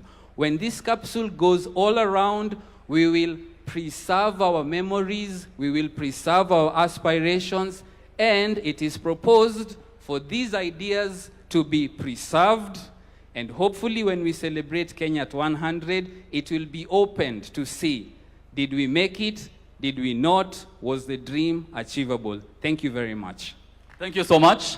The capsule is way bigger than it is, and it's outside the matatus. Thank you, Your Excellency, and that is all the time we had. Asante sana. Thank you to the team, Bernard, and the rest of them, Mika and all. This is just the beginning. There's an online platform where you can interact with all the features that they have showcased here, and you'll be able to do that. And again, just to reiterate, as I call on the next round of stakeholders who are here in many ways as representatives, as citizens, but also with the bodies that they represent, the sectors that they represent, I should say.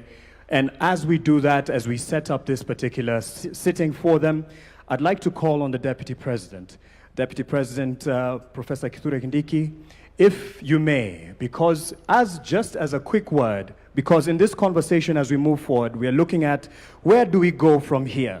How will different stakeholders engage in the national conversation? So we do have representation from a Kenya Association of Manufacturers.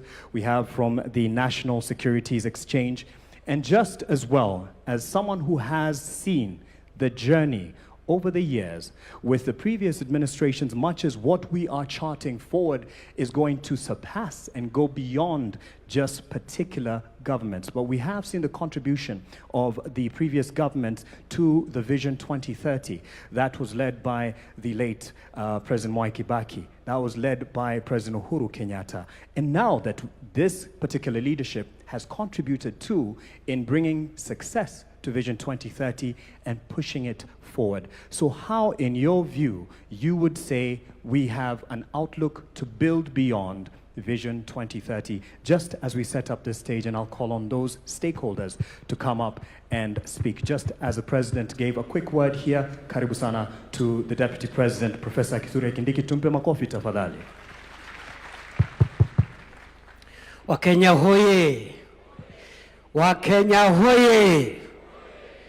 Mheshimiwa Rais, nimeulizwa ya kwamba kwa dakika 3 niseme hatua ambazo serikali imepiga katika kupeleka Kenya mbele na ruwaza ya kuboresha maisha ya Wakenya ili tuwe kati ya nchi zilizoendelea katika siku za usoni.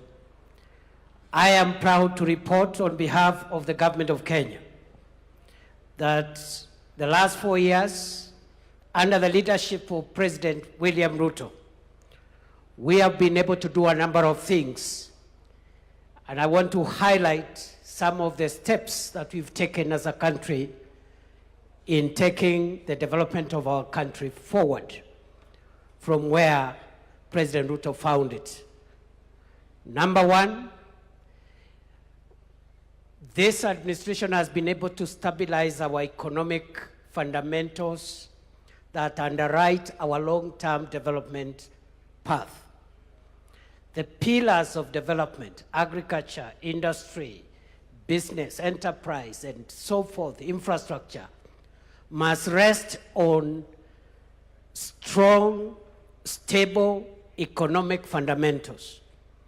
All the indicators are showing to a stable economy, a strong currency. For the last 2.5 years, the Kenyan currency has been stable.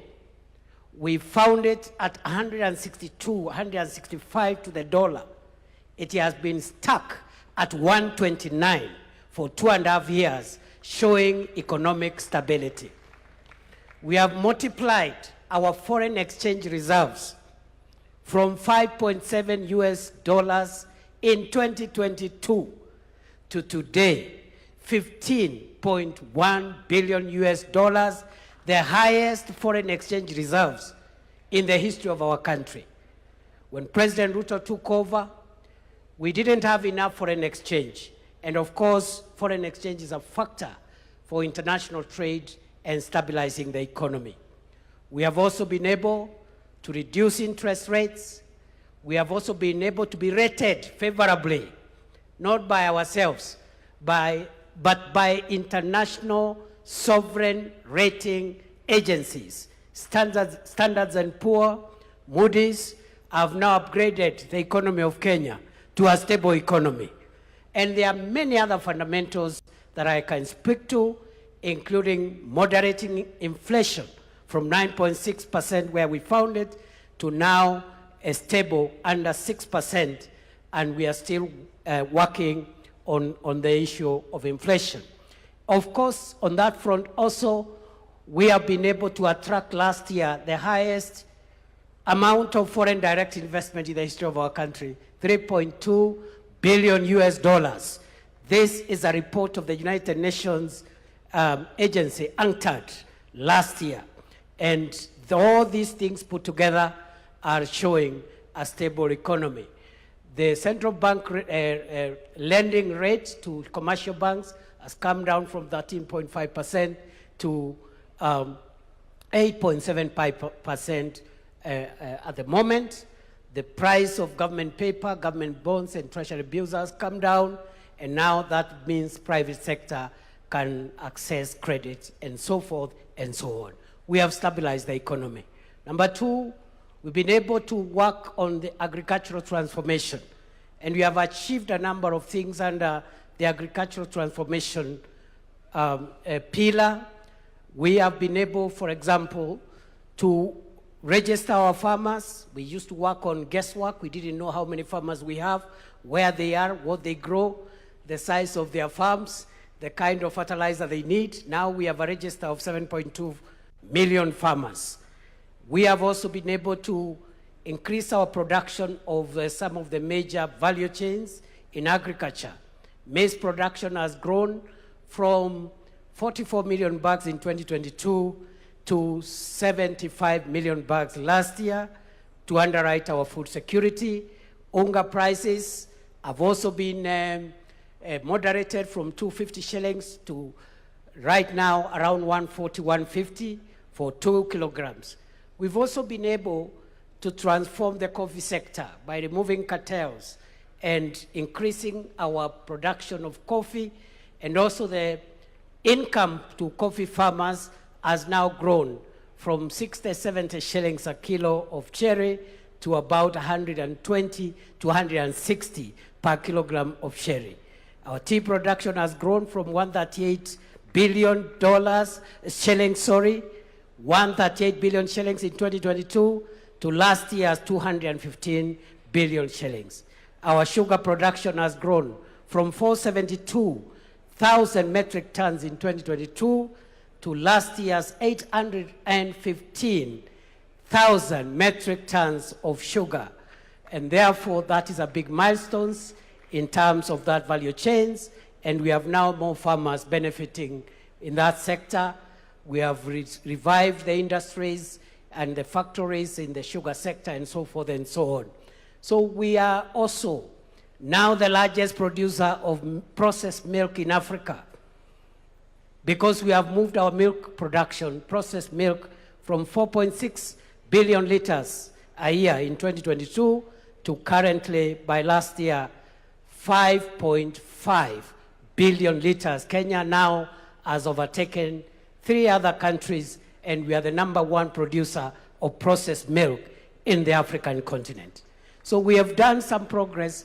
We are vaccinating our livestock to make sure we get herd immunity so that we can promote exports of livestock products. Right now we have vaccinated 8.9 million heads of cattle, and we're in the process of achieving the target of over 70% immunization.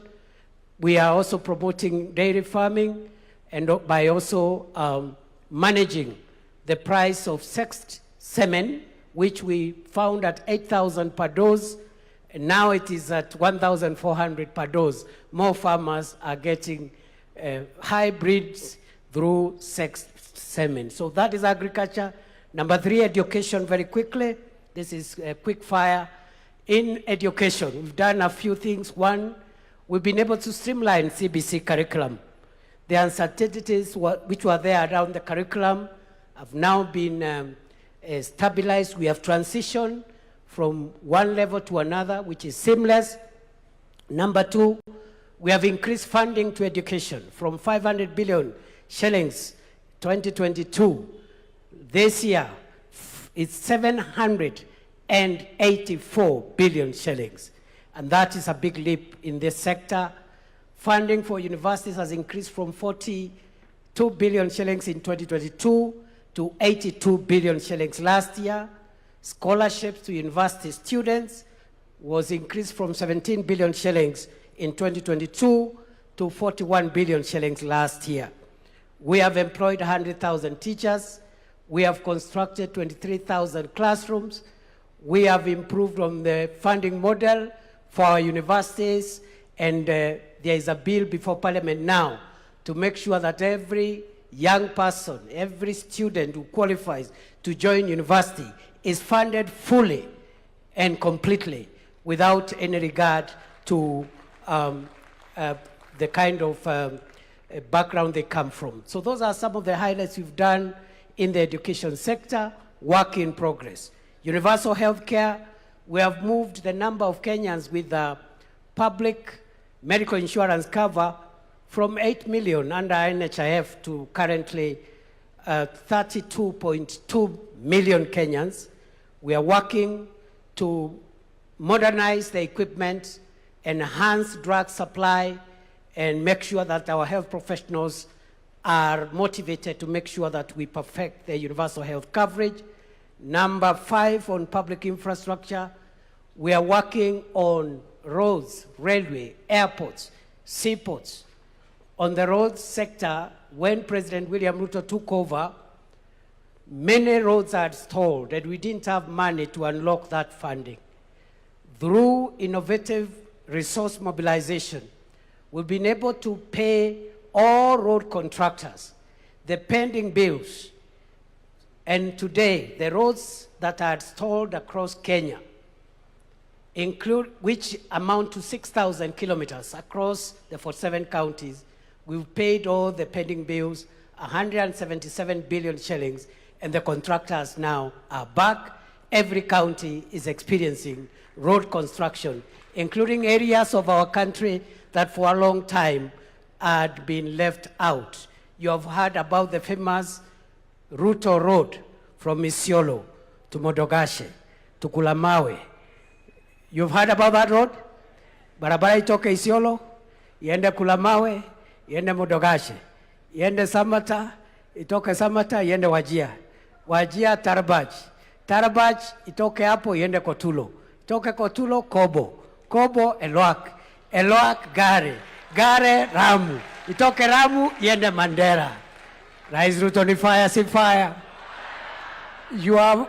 You must also be aware that under this administration, we are connecting the port of Lamu through Ijara to Garissa to Isiolo, areas of our country that for a long time had been left out. But we are also working on extending the SGR from Naivasha into Kisumu, Busia, Malaba. That project is ongoing as we speak today.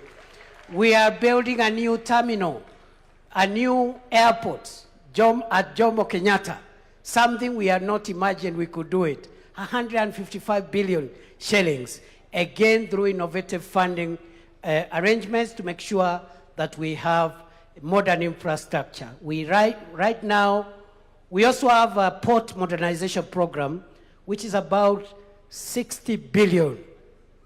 And that is taking place at the port of Mombasa, seaports, airports, railways, roads, because that is what will take us to the first world. The so-called shiny things. I had a not so informed critic saying that we don't want shiny things.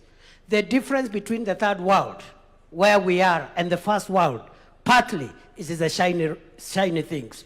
They have better roads, better airports, better facilities across the board. So that's what we are doing around infrastructure. Energy, the president has mentioned, we have moved connectivity to 10.3 million households, up from 8.9 million households. The target is to reach all the households of Kenya, the 15.6 million homesteads. And in the next 4 years, we'll have achieved that target of universal electricity connection. But we need our production capacity to go up.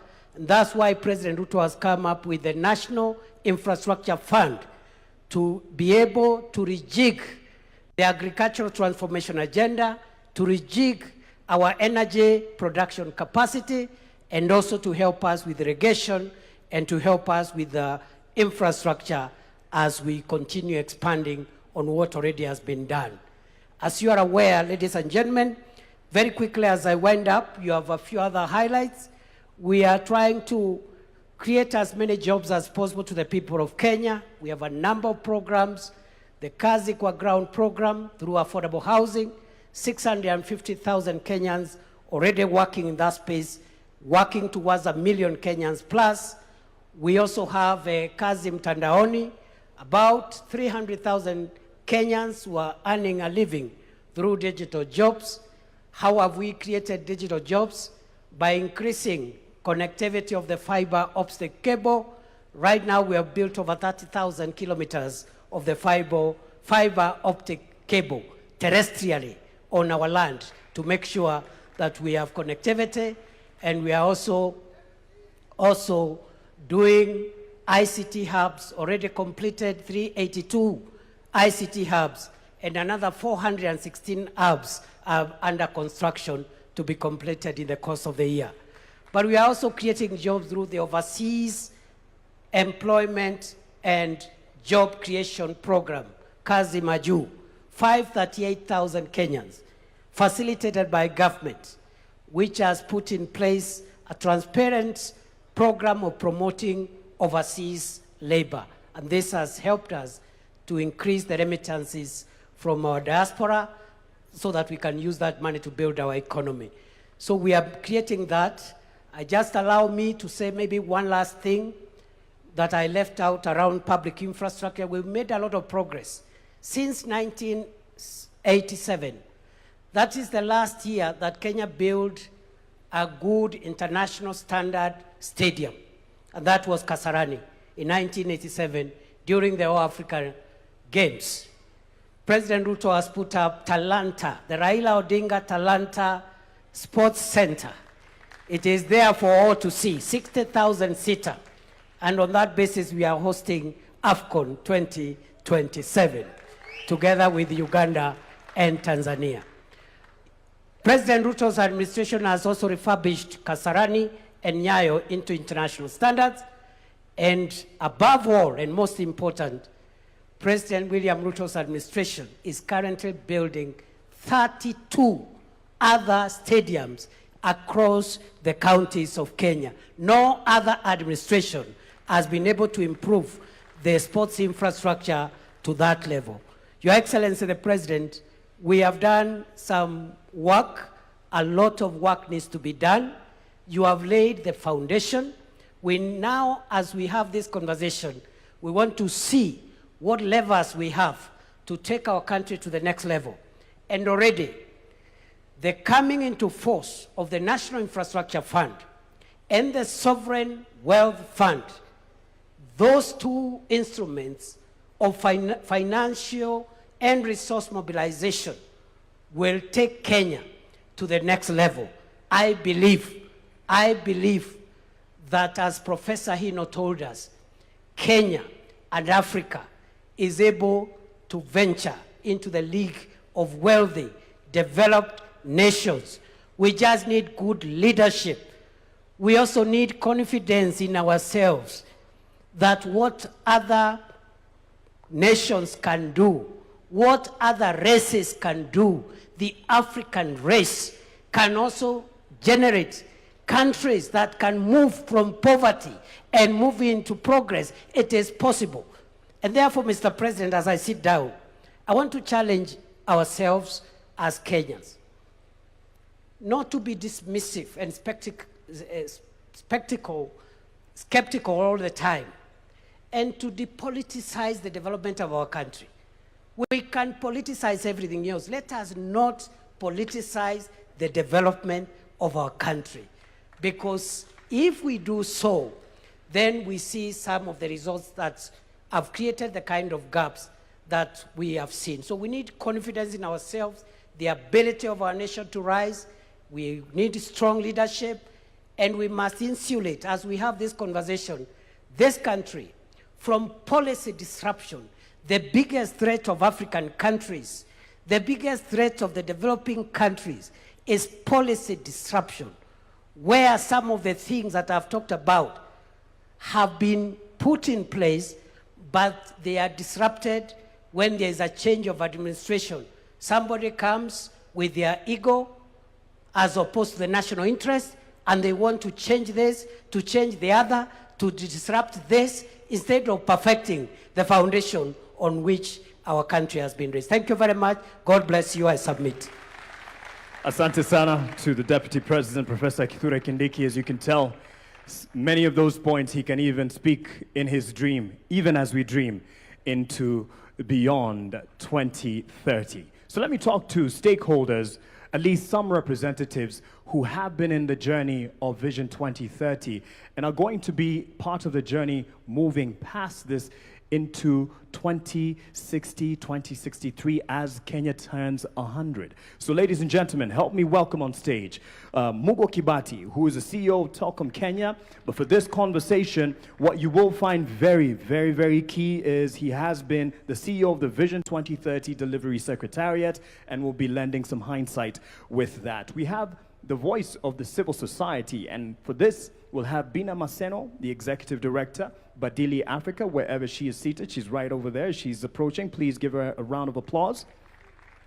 We also have from faith-based organizations, Bishop Mark Kariuki, who is Bishop at the Deliverance Church of Kenya. Mali yako aweze kuungana nasi, ndio hapo. Karibu sana, Bishop. We also have representation from the manufacturers. And for this, I'd like to call on Marianne Musangi, the Vice Chair of the Kenya Association of Manufacturers. Ladies and gentlemen, from early this morning, one of the first people here, he's really used to being up early for trading. I'm talking about Frank Mwiti, the CEO of the Nairobi Securities Exchange. And he has been here waiting to give us what he feels is the vision going forward. And we also have Jean Gidinji, who is a strategy consultant as well as an entrepreneur from the creative side of life. As you can see, she has a lot of creativity around her, and you're looking beautiful. Karibu sana to the panel. Thank you all for joining us. And I will start with Mugo, perhaps just for purposes of hindsight, from where we have come with Vision 2030, now we are surging forward. Yes, there has been a lot of achievements, but there's a lot of work still to do, especially for the young master here, Bwana Adrian, over there, who's still with us, taking points as you were speaking. Mugo, how do we determine, because the question to the Deputy President was, there's what was achieved with the administrations then, as Vision 2030 was coming into fruition and to be rolled out. But how do we determine that there's continuity beyond whatever leadership is in charge for the betterment of the nation?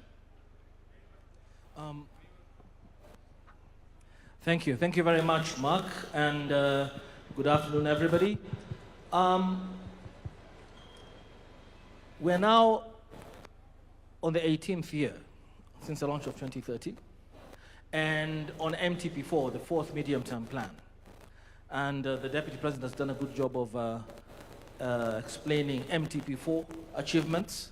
I would like to say that there have been achievements in MTP1, MTP2, MTP3, as well as MTP4. And it is important that we all remember that the administrations that have come from 2008, from the late President Kibaki, President Kenyatta, now President Ruto, have all been on the Vision 2030 program through the 5-year development plans.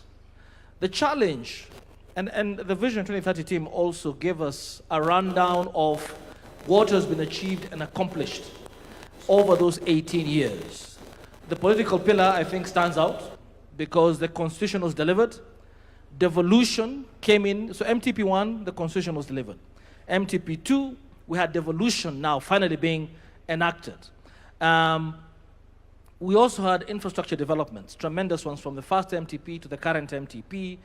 We have had infrastructure developments across the board. There were parts of the, we focus a lot on Thika Highway and the expressway, but there are parts of this country, I should tell Kenyans, that in 2008 were not reachable. The Isiolo-Moyale Road, for instance, didn't exist. And that not only connected those parts, the northern part of the country to the center of the country, but actually changed economic activity tremendously. Safety along that highway changed everything. So there's been roads and ports and energy. Kenyans were connected in every corner of this country to electricity. What has been more challenging has been what I would call the longer-term transformation projects, whether they be infrastructure, such as the Greenfield Terminal, the airport, LAPSET, Konza, social infrastructure, social projects, which are fundamental to where we need to get to in 2063. You know, Mzee Jomo Kenyatta, I think there was a clip earlier on, at independence talked about ignorance, poverty, and disease. And at the end of the day, whether it be Vision 2030 or 2063 or 2060, and all the projects we undertake, they will not be felt by the Mwananchi unless we deal with those three elements. That's what gives dignity to the citizen. And education, access to affordable quality healthcare, access to affordable housing or security is a difficult social project to undertake, but must be undertaken. And we have had, you saw that the social pillar is not as high up there as the political pillar, because for some of those social programs, funding was a problem. And funding for universal healthcare, funding for affordable housing, funding for our retirement, our pension fund, funding our savings culture in this country so that we can be able to deploy our savings rather than borrow money for these big infrastructure projects has been challenging and requires continuity. So you find that in MTP1, there was quite a bit of thinking around that, how do we enhance our savings rate to 30%? How do we ensure education, healthcare, affordable housing, and universal? But the political will to really raise the funds was challenging. And that only happened in MTP4, in this current administration. And I know that there have been a lot of debate about the execution, but first and foremost, it's important to acknowledge that as we move into the post or beyond 2030 period, we have done this in this current MTP, forced ourselves. I've been taxed a lot higher than I was taxed 4 or 5 years ago. Why? Because for shared prosperity, and it has got to be shared prosperity, we have to have everybody in this country, wherever they are, accessing those social amenities, healthcare, education, and a rooftop. Now, back to your specific question about continuity. Yes, the challenge has been that with each successive administration, and I'm glad that the Deputy President himself alluded to that, him being one of the leaders of one of the administrations, have not necessarily hewed to continue the programs of the previous administrations. That's number one. Vision 2030 as a holistic program has sort of been lost to the public. So we had the big four, we had the better in the current administration, but sometimes the public doesn't understand that this is part of the holistic Vision 2030. So I think it is important, Your Excellency, that we have, and constitutionally, Article 43 doesn't give us an option for some of these services to be delivered to Wananchi. So I think that we must move beyond the Constitution and create a law, enact a law on national planning and economic development that forces each successive administration to actually continue with the programs that, in this particular case, take us to beyond 2030 to 2063.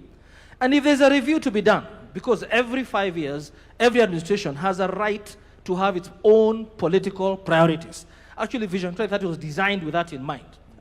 Why have an election? You must have your own priorities. But they must be geared towards achieving the national development plan, the national vision. And if any changes have to be undertaken or tweaked, they must be according to the national development plan or economic planning law.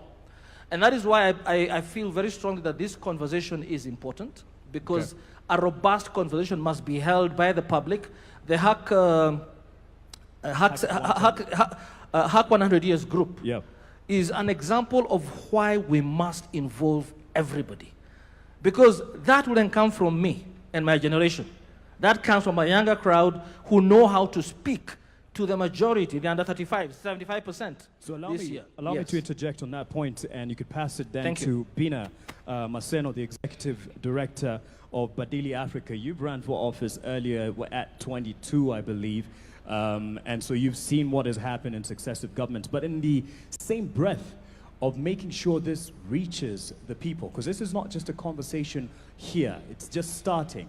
How do we ensure that this indeed is owned and bought in by the people, Wananchi? And the president has committed and said, this is not a government project. We are facilitating, but it's not a government project. How do we take it to the people? They own it because they will take it beyond successive governments. Thank you very much. And thank you so much to the organizers of this particular session. Mark, I'd first of all like to point out two things that I haven't heard, but also appreciate the conversations that are happening. I think just going from what has been presented here in terms of development, I'd like us to interrogate further how we look at development from the traditional sense of it. And so as I sat behind there, of course, I heard about our plans when it comes to roads, when it comes to housing, when it comes to agriculture. I kept asking myself, how useful would that road be if as a young woman or just as a woman, I can't walk on it safely at night? I kept asking myself, when it comes to even us discussing about the 24-hour economy, when we are struggling with the safety conversation in this country, and we're not able to look at safety as an infrastructure, for women in this country, it doesn't matter where you come from, whether it's in the rural areas, in the community, every other day you're negotiating what time you're leaving the house, what time you're coming back home, who you need to share your details with in terms of where you're going. You're taking the number plate of the Uber you're riding on. You're being harassed at the matatu sector. And why I'm saying that is because when you look at the informal economy, and we are trying to talk about investing in the informal economy, if a woman has to negotiate with what time they leave the house, I'll talk briefly, Mark, about my own mother who runs a grocery shop. Yeah, my own mother will leave the house at 6 and not at 5 a.m. because her leaving at 5 a.m. means she not only risks being robbed, but she also risks being raped. Not many men think about being raped at 5 a.m. And at 5 a.m., I'll tell you the truth, transport from Kayole to Marikiti is cheaper than taking matatu at 6 a.m. when it's 100. If you take it at 5, it's about 50 shillings. And so she's losing money in terms of capital because of safety, yeah? And so when we don't integrate that, when I think about care work, and we've done research in this country, women spend about 4 to 6 hours on care work. And care work is the bedrock, it's the foundation of how this country runs when it comes to economic development. Who takes care of our children, who feeds our children. Most of us are here because someone is managing most of those details at home. I'm comfortable here because someone is taking care of my son at home, yeah? And so when we talk about development and don't expand it in terms of how can we reduce the amount of time women spend on care work, especially if we say they are the backbone of our economy. And so when I look at, Kenya at 100, and you ask me a question about, yes, running for office and where we are going to. When I look at even the representation of women and young people in this country, when we go down to the numbers and say, are young people represented, are young people included, what does data show us? If you look at the 2022 statistics, the numbers in 2022, we had 16,100 candidates on the ballot, from the presidency all the way to the member of county assembly, whether you are running in whichever political party or you are running as an independent candidate. 14,000 were men, only 2,000 were women. So if we talk about even achieving the 2/3 gender rule, it means even if the 2,000 women, all of them won, we still would not have achieved the 2/3 gender principle. And so then that begs the question, what are some of the structural issues that we continuously need to deal with so that we level the playing field for both women and young people? Because if we don't have representation when it comes to Kenya at 100, then it means the future we are building is incomplete because it leaves half the population out. And so for me, I'm reflecting on how we're looking at development in terms of what we are building, but also how do we expand people's freedoms and capabilities. Lastly, we talk about agriculture. I'm just going by also what other speakers have spoken about. We talk about agriculture, we talk about building more classrooms. But before a child enters the classroom, their diet is so important because data shows that if you don't have quality diet, you're going to have stunted growth. It has an impact on your cognitive ability. And so even as we think about building other classes, how are we thinking about the nutrition of our citizens so that we can be better in terms of contributing to the solutions of this country, and you're not struggling with stunted growth because we're already at 18% of stunted growth when it comes to children under 5 years in this country. And so for me, I think it's just us expanding the definitions to just not include, yes, infrastructure, but also look at how these other aspects of our lives intersect with development. Thank you for that, Bina. Let's give her a hand for that holistic view and an expansion to the prism at which, and I'm passing it on to Marianne Musangi because she's kind of gone into what you would be looking at, and she's mentioned the aspect of a wider look and perspective of what we term as development. So it's not just the hardware, which 2030 has delivered, Vision 2030, the hardware, the infrastructure, but the holistic environment that brings safety into it. She's spoken to that. But for you, as the vice chairperson of the Association of Manufacturers, what does 2063 or 2060 look like to you, or at least what would you like it to look from the sector that you represent? Thank you, Mark. I think we're all here to fight for a space and a seat on the table. I think it's very clear that all of us do need to have a seat on this table as we develop this Vision 2060. A vision needs to be bold and audacious. And if it's not bold and audacious, the country just won't move forward.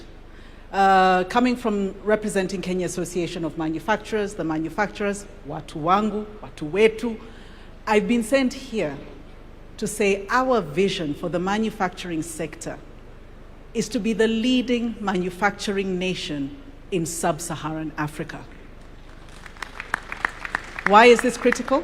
This is critical because currently today, the manufacturing sector has stabilized at the 7% mark contribution to GDP. Some may look at the glass half empty and say, oh, you're not growing. But you know what? We've been resilient. We have sustained at least that 7%. How do we grow to the next level? And why is it important we grow to the next level? It's important because even though we only contribute 7% to GDP, we actually contribute 16% to revenue KRA collections in terms of industry. We are one of the largest contributors when it comes to taxes. Employment, manufacturing sector is the second largest employer after government in this nation.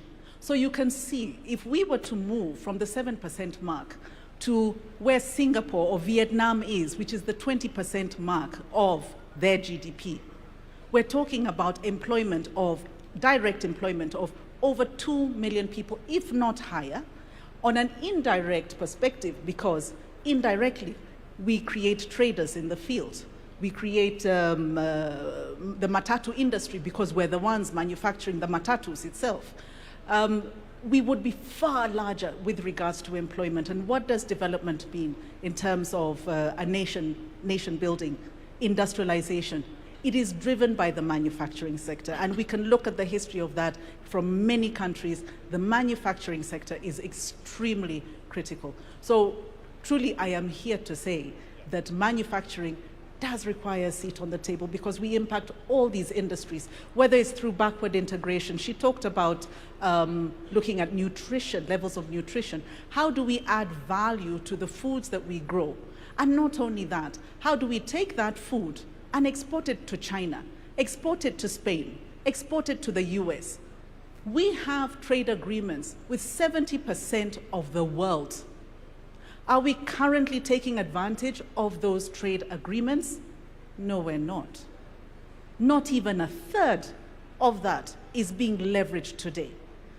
So what am I saying? The infrastructure is in place, but it just needs to be looked at. It needs to be prioritized from the top, from the leadership, that manufacturing must be developed. We must support the people who have been here since the 40s and the 50s.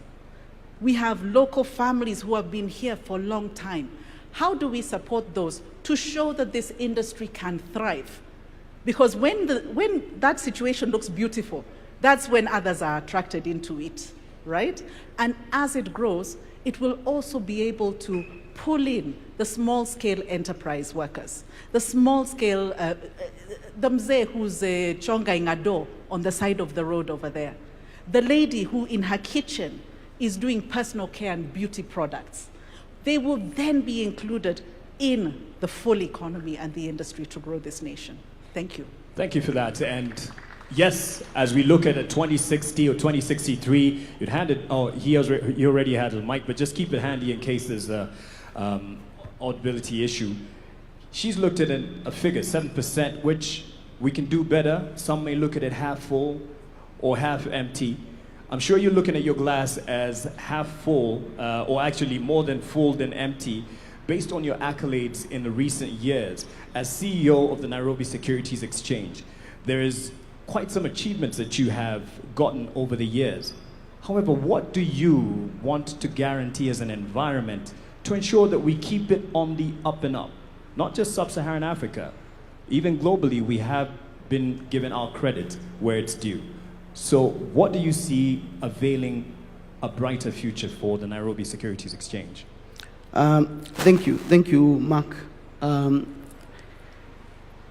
going to mention 3 things, and that will probably confirm why I was here very early in the morning, seated and waiting for this dialogue to happen. But I will start by confirming that, in fact, the Nairobi Securities Exchange, as part of the larger capital markets ecosystem, has benefited quite a lot, both from Vision 2030, as well as the current administration led by His Excellency. Case in point, just 3 weeks ago, we crossed a historic milestone in our market capitalization, 4 trillion shillings. Okay? Earlier this year, as at end of June, the NSE was ranked number 4 in the world, ahead of the likes of Singapore that we aspire to. The only African country that was ahead of us was Nigeria. Otherwise, the people we are competing with is now Japan and Taiwan. On top of that, the previous year, 2025, the NSE was second best performing behind Egypt in Africa. The year before, 2024, we were the top performing exchange in the continent in dollar terms. Now, there's something that is important to actually share with people that they may not know about matters capital. You will know that capital likes return, capital likes dividends, capital likes profit. What people sometimes forget is capital is actually a coward. Capital is a coward. Part of my role leading the exchange is to go out there and speak to investors. There are 3 things that usually happen when you go to interface with serious investors. Think about the likes of BlackRock, Vanguard, Fidelity. These are big boys managing trillions of dollars, bigger than the economies of Africa combined. They give you 1 hour, only 1 hour. In that 1 hour, 30 minutes of that 1 hour is spent understanding the roadmap and the vision of the country. Because if they don't buy into it, forget it. It doesn't matter whether you're printing money. They're not interested. 30 minutes are spent unpacking the vision of the country.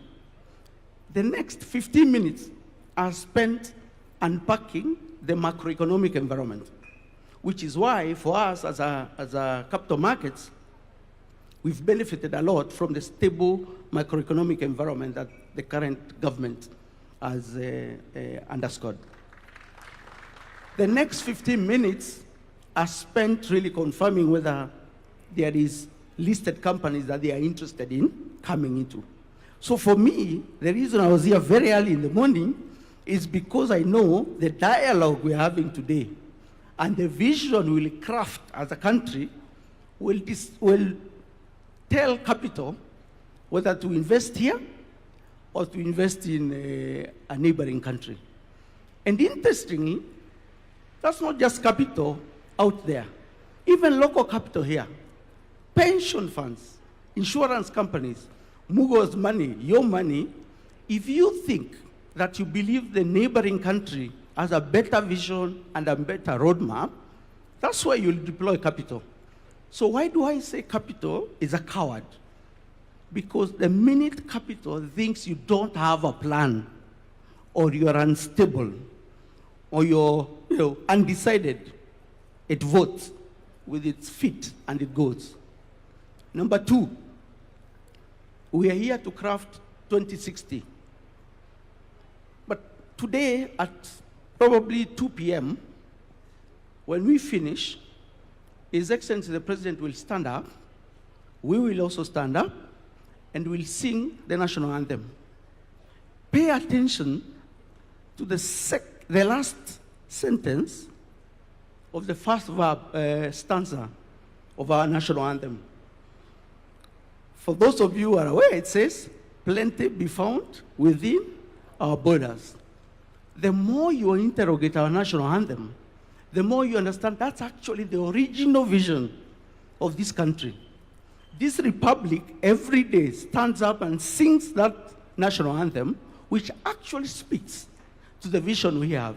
Of course, the question now is, as capital markets, what do we want? What we want is, instead of saying plenty be found within our borders, we wanted to say plenty be owned within our borders. What we want is to move people from stakeholders to shareholders. Our market understands ownership. And so Vision 2060 should also be about ownership. We need you and everyone else to have a stake in the country. Our capital markets support that. So I was here at 6 in the morning because it's relevant to the sector that I'm supporting. Thank you. Thank you for that perspective. And it will be a perfect segue, because Jean, you'll have the last word on this in terms of where we're going. The national anthem is in many ways a prayer.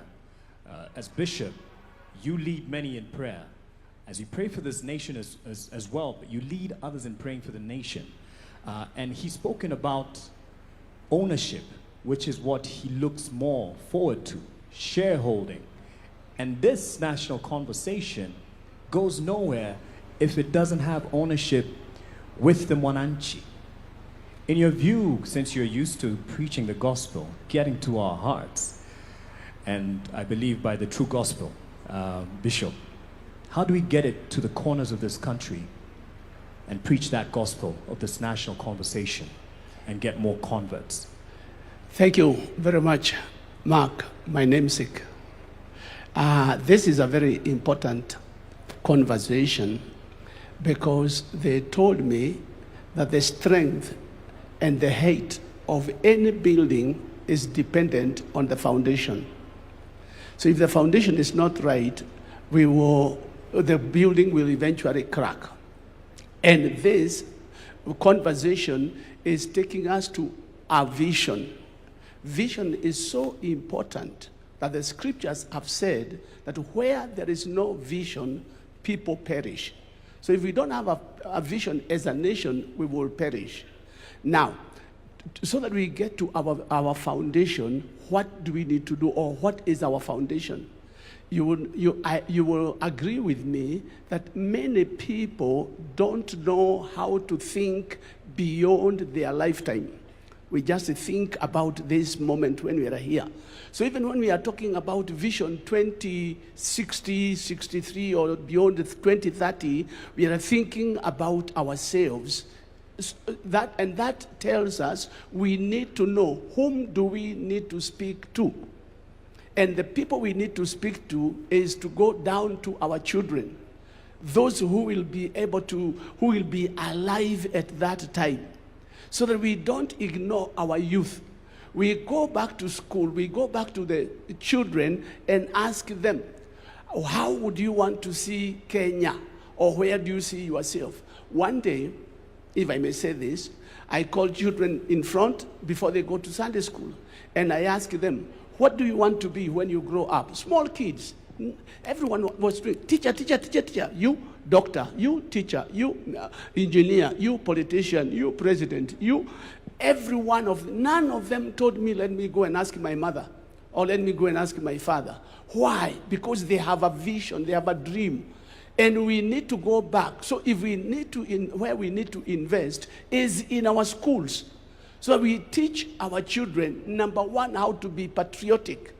One of the problems we have in our nation today is that we are so negative. We never see anything good.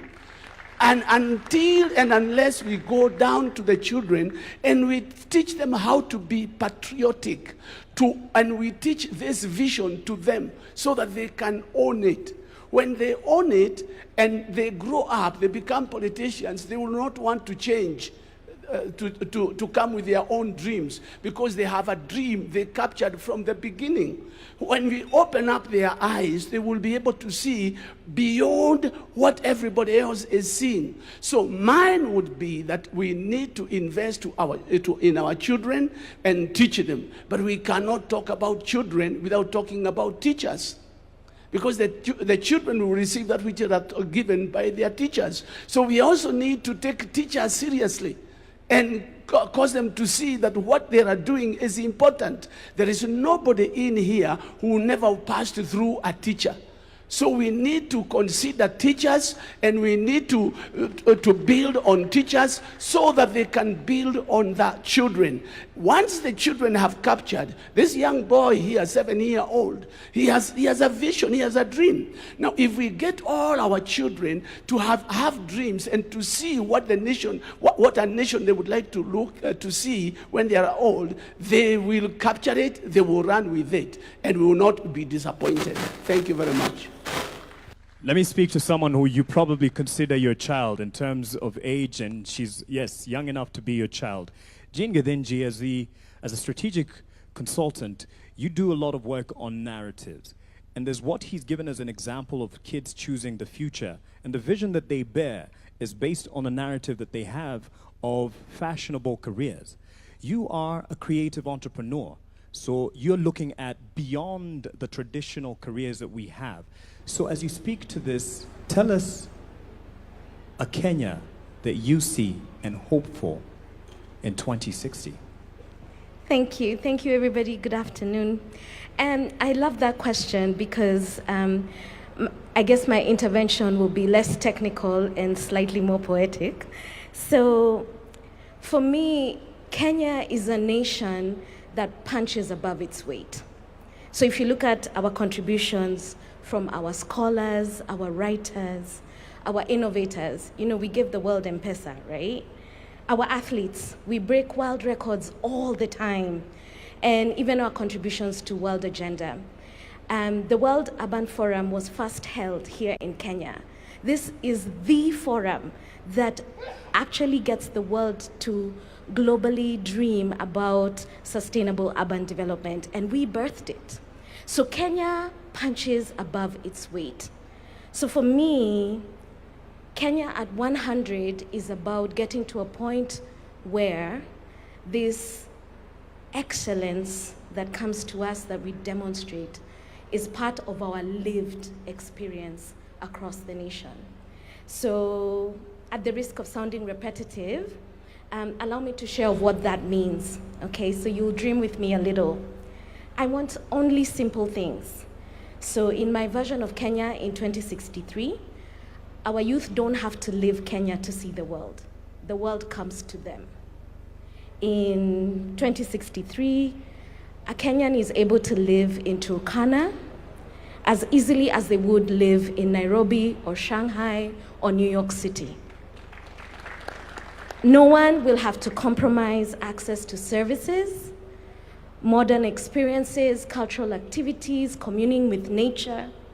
In 2063, most Kenyans can live in Hola as easily as they can in Mombasa because they can find work, they can find a house to live in, they can find good schools for their children, we have great hospitals, we have places of worship, we have parks, you can go to the disco anywhere, right? So the simple dream is that our informal settlements will all be called Old Town, and we will only preserve them for tourism and documentaries, right? So our cities in 2063 are so well planned that we can navigate streets on Google Maps without referencing landmarks like take a left at the green Mama Ali's kiosk, you know? Wouldn't it be nice to be able to take a bullet train from Nyeri to Garissa and be there in less than an hour? In 2063, I wanted that for a water-scarce country, there's water reticulation to every single home. That during prolonged drought, we don't have to sell livestock at throwaway prices. That we actually can harvest rainwater across the country in huge municipal water pans. And during rainy season in Nairobi, Malindi doesn't have brown ocean waters from silt deposits. At 100 years, my hope is that Kenyan youth don't have to choose between paying for electricity tokens and eating nyama for lunch. Wouldn't it be nice not to be afraid of AI taking young creatives' space, but we have the conversation about optimizing it? Wouldn't it be nice to not have to stay at a job you hate because you're so afraid that you won't find gainful employment if you leave? Wouldn't it be so nice not to have to go to India for specialized medical treatment? Or have to join a WhatsApp group to changia someone to go to South Africa because we can't treat their cancer here? It's tragic to me that most families are only one bad illness away from financial ruin, and that working young Kenyans have to deal with black tax and supporting thousands of relatives, okay, it feels like thousands, because the state is not able to roll out social safety nets. I would love for our country to be able to take care of its aging. I would love to receive an actual refund from KRA, like the way IRS in America does.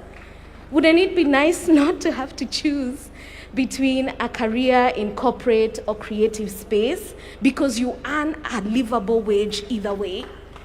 I have to be msanii on the side to my strategic job because I like nice things. It would be nice to have that option without having to split myself. And I know so many young people feel the same way. But wouldn't it be nice not to complain about education all the time? That we have people who are able to work in their workplaces with discipline. Wouldn't it be nice if we didn't have Kenyans taking advantage of one another? If we had a value system that allows us to grow with integrity? Wouldn't it be nice to walk at night at 2 a.m. and not fear being robbed, or walk in Tao with my cell phone and it will not be thieved? Wouldn't it be nice not to have to march in cities to end femicide because our systems deal effectively with violence against women, or even against our old aging parents, many of whom are being killed by younger relatives so that they can sell the beach plots and the farms? Wouldn't it be nice to live in a Kenya where you can sleep in comfort? That if there was a country that threw us missiles, we have the best anti-missile, defense systems? You see, I really just want simple things. So Kenya in 2063 for me is not about abstract plans, right? It's about making sure Kenyans experience excellence in everyday living. So this plan for me is about putting in place the systems, the mechanisms, and even a collective consciousness that can deliver this vision and many others for generations to come. I'll tell you something, Jean, you got the attention of the Commander-in-Chief when you talked about the anti-missile defense system. That's something that definitely has their attention. What next is what we're talking about. This is not conclusive. As much as we will be inclusive in engaging you in the conversation, those who are watching at home, online, what next is the big question. And as a segue, Bina, I'll hand it to you because as a voice within the civic or civil society space with Badilika Africa, you're very passionate about engaging, giving everyone a chance. Is it the way of having a multi-sectoral team? Is that the way to go?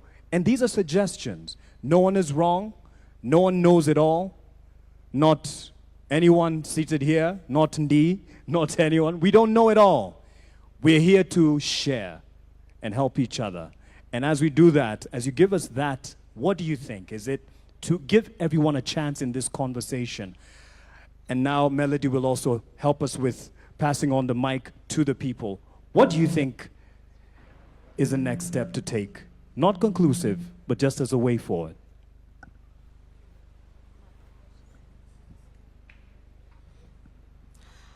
Thank you so much. Thank you. Is it okay? Thank you so much once again. So 2 things that I'm reflecting on as you ask that question is that first, even as we look at taking these conversations to the counties, it's just not about decentralizing the conversations to the counties, but democratizing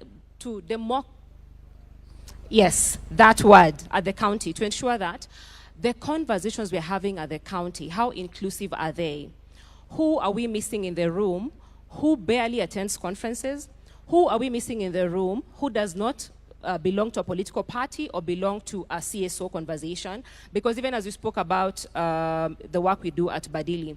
So the fact that we even focus on taking some of these conversations to the salons, and we make sure the person who's braiding your hair, because they're spending 4 hours with you, are they having these conversations? What are their concerns? Because for them, they can't come here because they need to earn a living. In the spaces where we spend our time, at the barber shops, the person who shaves your hair, because they always say men are so faithful to their barbers than even their own partners. But do they understand this particular conversation? Because you guys do a lot of banter, political banter in those spaces. So how are we bringing them in? Or how are we taking those conversations there so that we can actually harvest information on what they really, really want, When it comes to young people, and of course, I'm very happy that, we have students in the room today, like we have young people in the room. We just have people picked from different sectors, which is very, very important. So who convenes at the county?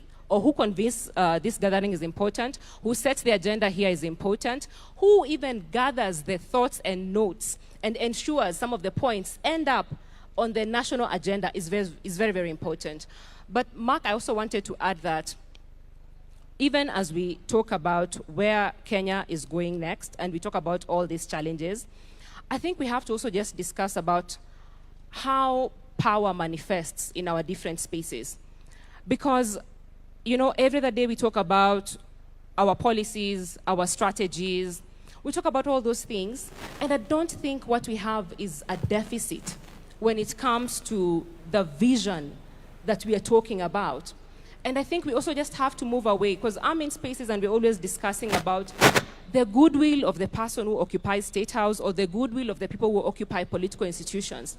I think we just have to move away from just relying on the goodwill of people who occupy political institutions and State House to how citizens can monitor this process, can hold the people accountable on this process, so that even if you leave office today, because we have owned this process, then we are able to hold you accountable, because we have seen the power of the young people and the citizens when it comes to holding leaders accountable, whether it's the finance bill, whether it's the county development plans. And so if the citizens don't own this process, then we're going to have the same challenge that you spoke about, where when a leader leaves office, some of the plans are abandoned. Yeah. But more importantly, Mark, as I wind up on my point, is with the power holders, who decides where the resources are going to be invested is very important. The agenda setting is very, very important. And I think that's why other people feel like they're left behind.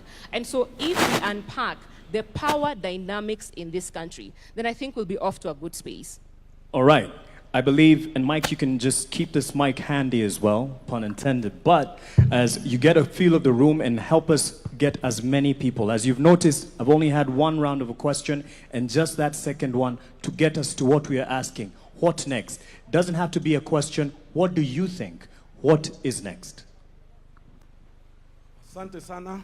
Mimi naitwa Jasper Moses Mrutu kutoka Taita Taveta from Pare Council of Elders. Pare Council of Elders inasimamia wapare ambao wametengwa kwa miaka mingi sana. Mimi katika kwenda mbele, manake mambo mengi yamezungumzwa, nitaongea kwa bullet. Mapendekezo yangu ni kwamba in 2063 I envision a nation that is developed in whose development is anchored in the Constitution and more specific in the Bill of Rights.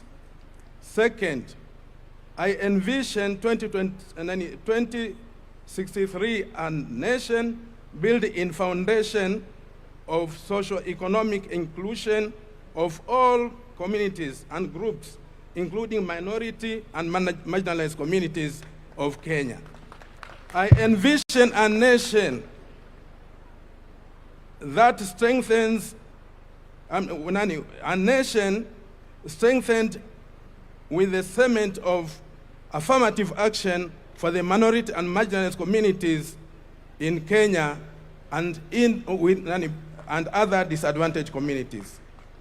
I envision a nation with a citizenry and leadership that respects and adhere to its own plans, rules, and policies.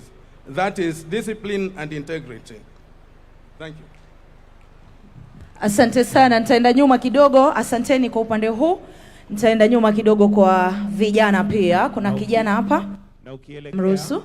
Ukielekea, maybe we'll take one from here and kindly keep it as short as possible. We have so many people and would like to contribute as much as possible. Let's also concentrate on what next. What do you see as the next step? Thank you so much. Kwa majina naitwa Mwanza, son of Mwanza. Mimi ni kijana wa Mukuru. Wengi wameongea Kizungu, mimi nitaongea Sheng. Nakwambia rais, mimi kama kijana wa Mukuru affordable estate nimekuwa nikiishi kwa streets. Sasa hiyo umenitransform na kaa kutoka affordable house. Hiyo ndio Kenya ambayo ninataka kuona 2060. Kenya ambayo hata ule kijana mdogo, mimi kama rasta, mimi ndio mrasta hapa ndani. Hii ndio equality ambayo unaongelelea. Kwamba pia sisi wa rasta hatutaona kama wezi, but pia tunaona kama watu wa maana. Through affordable house nimeweza kusave pesa. Yenye nilikuwa nalipa rent ya mama yangu na yangu, sasa nimerudi shule niko MKU Law School, karibu namaliza shule. Nikuwe wakili kama mtu wa wengine. Mimi kama mtu wa streets ambaye nilikuwa naibia watu hii town. Sasa hivi ninakaa affordable. Sasa hivi vijana wangu wanafanya kazi Bomas, Talanta Stadium na wengine hata huko Maurironi wako napata kichele. Sasa hivi hatuna reason ya kuibia watu, lakini tunapata pesa na tutapeleka Kenya mbele. So kwa hivyo rais, kwa hayo mengi na machache, nasema tutakusupport na sisi kama vijana, wale ambao wanapata affordable hostel wote, tutakusupport tuweze kupeleka Kenya mbele ili tuweze kufika 2060. Asanteni sana na Mungu aibariki Kenya. Asante, twende kwako Gitonga. Your Excellency, I want to thank you very much for introducing this bold path for Vision 2060. It has come at the nick of time. Vision 2030 build the physical structures for our country. We recognize the immense infrastructure groundwork laid down in the lifespan of Kenya Vision 2030. As we approach now the new dispensation of Vision 2060, our national conversation must start drifting from building physical assets to maximizing technology and technological production, so that we are able to open up more openings for jobs for the youth and other people. Post-2030 era must therefore be driven purely by data, artificial intelligence, and modern technology. If Kenya is to transition into a global competitive, high-income, first-world nation, in this generation, technology cannot be treated as a separate sector. Technology must be the operating system for the entire economy. It is the core engine for agriculture sector, for trade, for manufacturing, for health. Therefore, we need to invest more in technology, especially artificial intelligence. Thank you, Your Excellency. Asante. Asante sana Mheshimiwa Rais, mtukufu Rais, kwa ajili ya hili kongamano. Niruhusu niongee kidogo kwa ajili ya wana health ama healthcare. Na nataka kupea shukrani ya dhati kama healthcare fraternity representing the Cancer Society of this country. My name is Phoebe from Kenyan Network of Cancer Organizations. Tulipoongea tukakuelezea kuhusu SHA, ulisikia na ukafanya ile inaitwa expanded package. Kwa hiyo tunasema kwa oncology benefit, tunasema kuendelea kwa future, tungependa kuona future ambayo hospitali inaenda kwa wagonjwa na sio wagonjwa kukuja kwa hospitali. Hiyo inamaanisha nini? Kuhakikisha kwamba primary healthcare, prevention na primary healthcare imesisitizwa pale mashinani, kwa sababu already tuko na wale wanaitwa community health promoters. How well can we make use of them to ensure that in the vision we are not handling a sick country, because looking at the statistics in the future, the numbers of non-communicable diseases are meant to arise. But how do we ensure that even as we move to the future, there is more healthy population? And that is just strengthening what Singapore has done, primary healthcare and prevention healthcare, and strengthening what you already started with the universal health coverage to ensure that we talk prevention. Where are the diseases? Diseases are in the urban planning, they're in the schools, they're in the food industries. How do we ensure they're in the lifestyles? How do we ensure that we speak promotion more and speak prevention more? And we can assure you that if we do that and handle primary healthcare, community healthcare, and prevention, we will ensure there is not only a prosperous future for this country, but a healthier 2063 and beyond. Thank you. Asante. Jambo jambo Kenya. Melala jambo jambo Kenya. My name is Rosalyn Alionya from Kakamega County. I'm a young person from the ODM party, and I'm privileged to be here.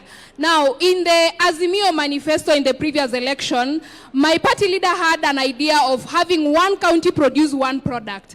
And I'm seated here wondering, if my county Kakamega produces maize, why is it that we have maize milling farms in Thika, we have maize milling farms in Nairobi, and not have those maize milling farms in Kakamega, so that those farmers and their children also, apart from doing the agriculture, they can also take part in the processing of the sugar and the selling of the sugar. And if we devolve this development project that we are talking about, we'll be able to create more jobs even in the marginalized communities. So if we can be able to look at this issue of one county, one product, it will be a great deal. Lastly, I've heard Professor Hin from Japan talk about us focusing on childhood education.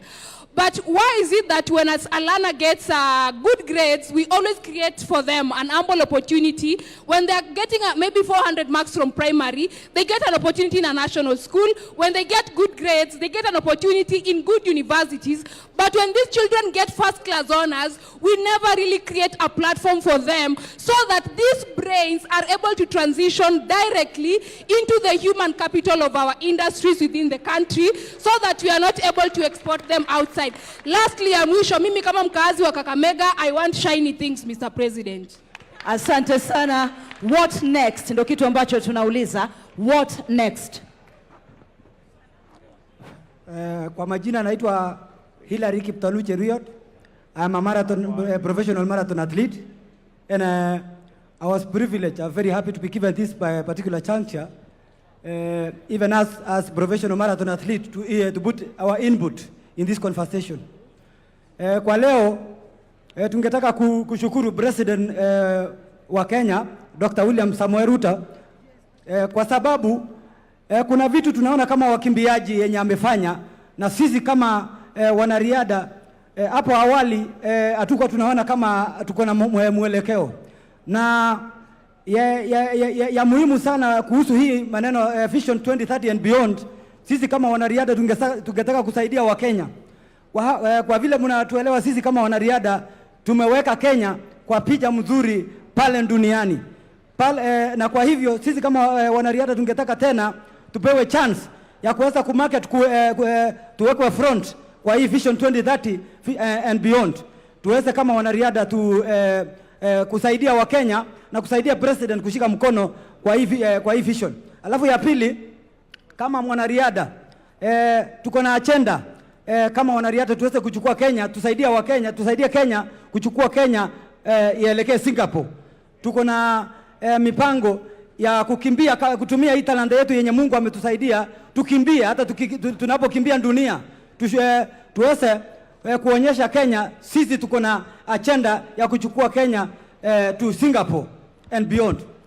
Within Vision 2030 tunataka kupewa forum ama platform kama wanariadha, tuweze kuketi na President, tuweke mipangilio yetu kwa meza kama wanariadha, ndio tukue considered pia sisi. Asante. Basi, please pick 2 more questions from that side. We'll pick from this side. Naona hapo ndio mambo iko moto kabisa. Kisha tuanze sasa kumalizia. So 2 questions from that side as we also get 2 questions from this side as we get closer to winding up. Thank you. Please allow me to use the stage so that everyone can see me.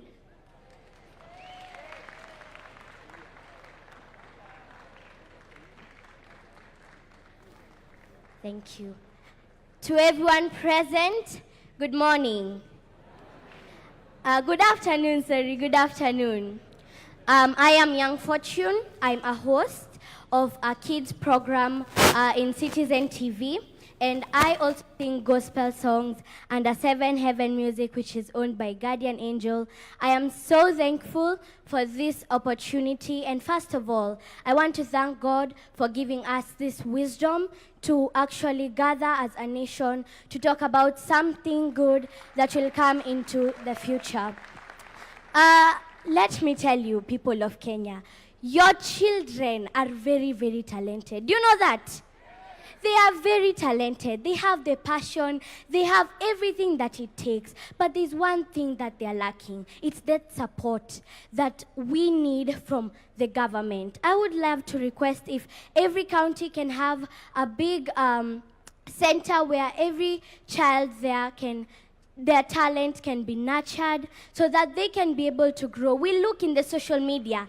Other countries, children are supported. They go outside their countries to share what they have. But in Kenya, we feel a bit of left out. And if that could happen, we would be so happy. In programs like this, let us be called. Let us show you guys what we can do.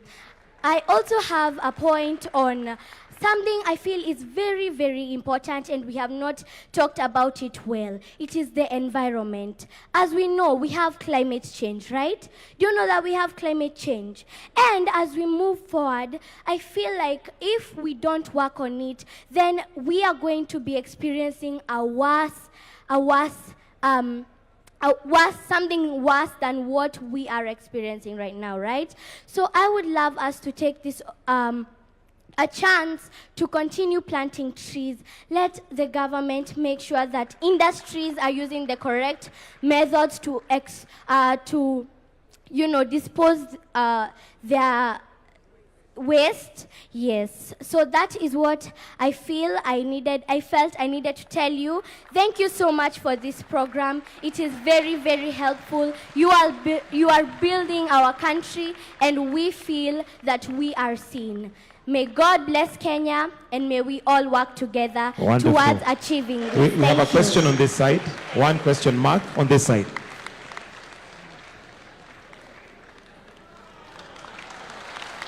Asante. Wakumalizia upande huu kindly. Hello, Your Excellency. This is Peter Joshua from Kakamega. I'm presenting Nyota, youth from Kakamega region. Now, I have one question. As you know, many youths have got difficulty in accessing financing. In your government, you said something to do with AGPO. AGPO, access to government procurement opportunities for youths. You said that 30% belongs to youths. Now, sometimes we get those chances, yes, but financing, after getting LPO from the national government, to finance that LPO is very hard for us. So, how can this government help us to finance those LPOs as we proceed with supplying new products with national government? Recently, I secured national government LPO worth 600,000 that was to supply 100 bags of maize, but it was turned down due to lack of enough finances. Now, how can this government help us in Vision 2060 to be able to accommodate the youth in accessing the national government funds without requesting for collateral securities? That is logbook and what we call title deeds, which many of youth under 25 doesn't have any of those, Your Excellency. Thank you, sir. Good afternoon, Mr. President. My name is Diana Mwansia, a student leader from JQuat, a school rep, School of Communication and Development Studies. My question is, we have had the conversation about the national conversation about beyond 2030 vision. My question is, after this, what's next? Yes, what's the step after this? Yes, thank you.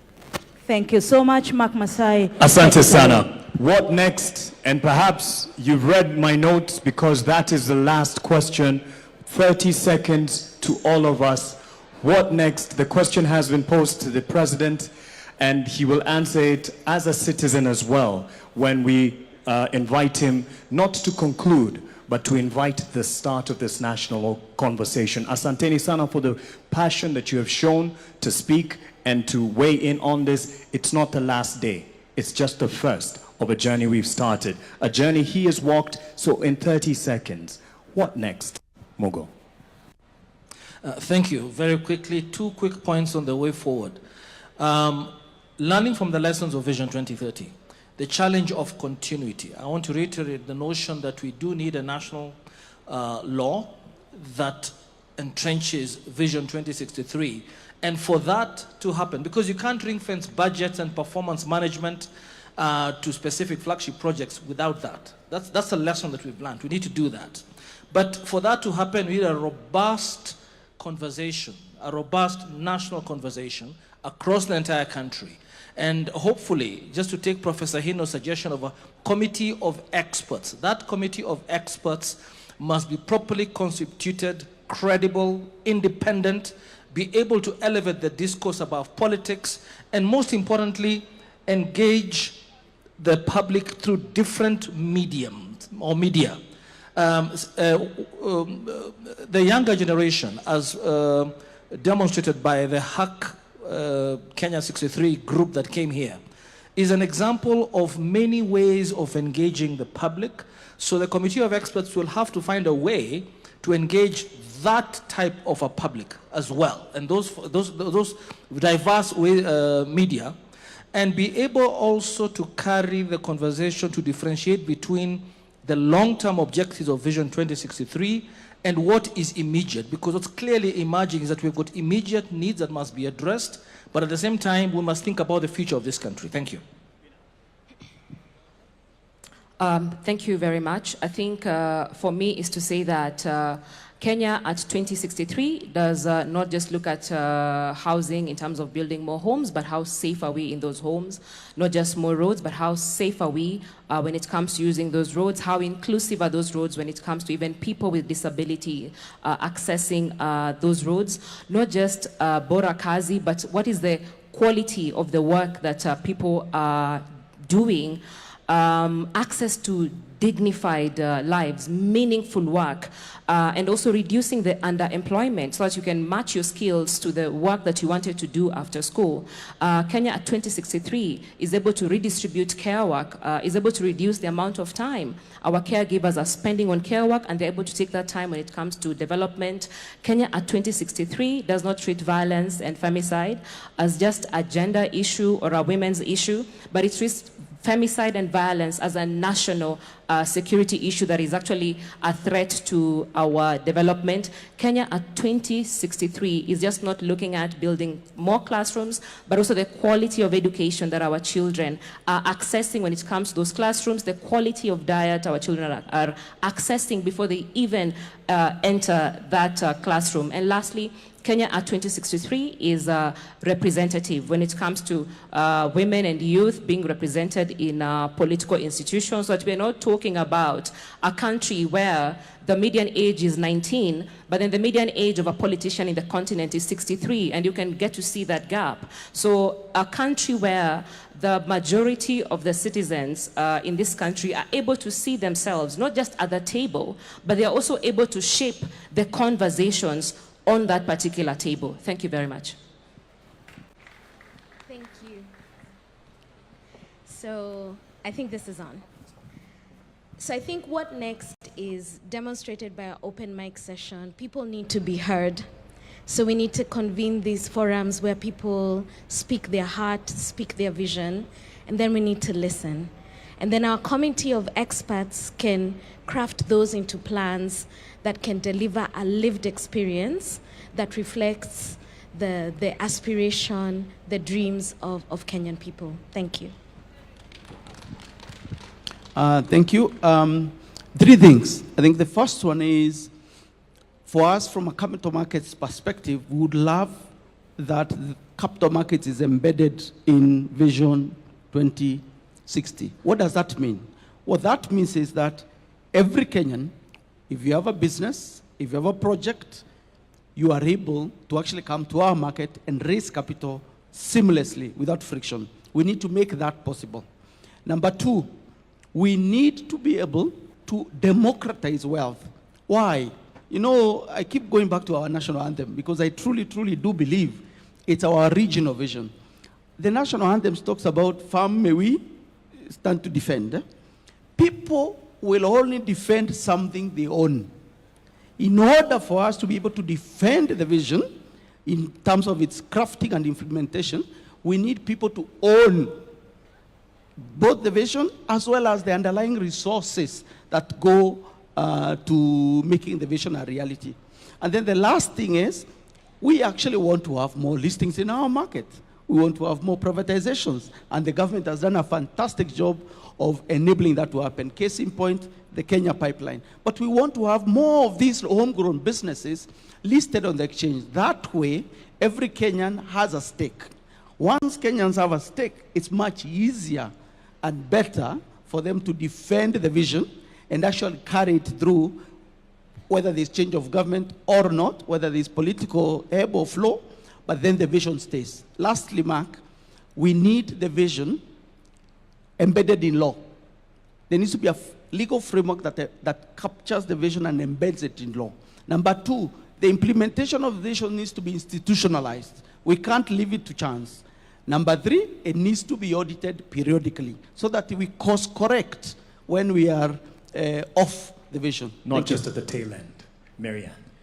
Thank you. I think what is important, every bus needs a driver to move the bus forward. So what needs to be identified is who is the driver.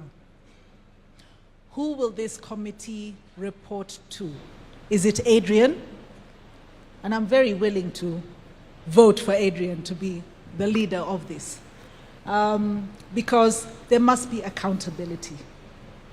So identifying that for me, I think, is most critical. Excuse me. The other thing I want, the enablers must also be looked at in the process. It's my voice. Thank you. Oh, sorry. The enablers are very critical. Policy must support strategy and not the other way around. When we develop policies, it's in order for the strategy to work so that we can achieve the objectives. Sometimes we forget. We develop policy and then the elephants on the ground are struggling to determine where do we go. Thank you. Foundations. Building the foundation.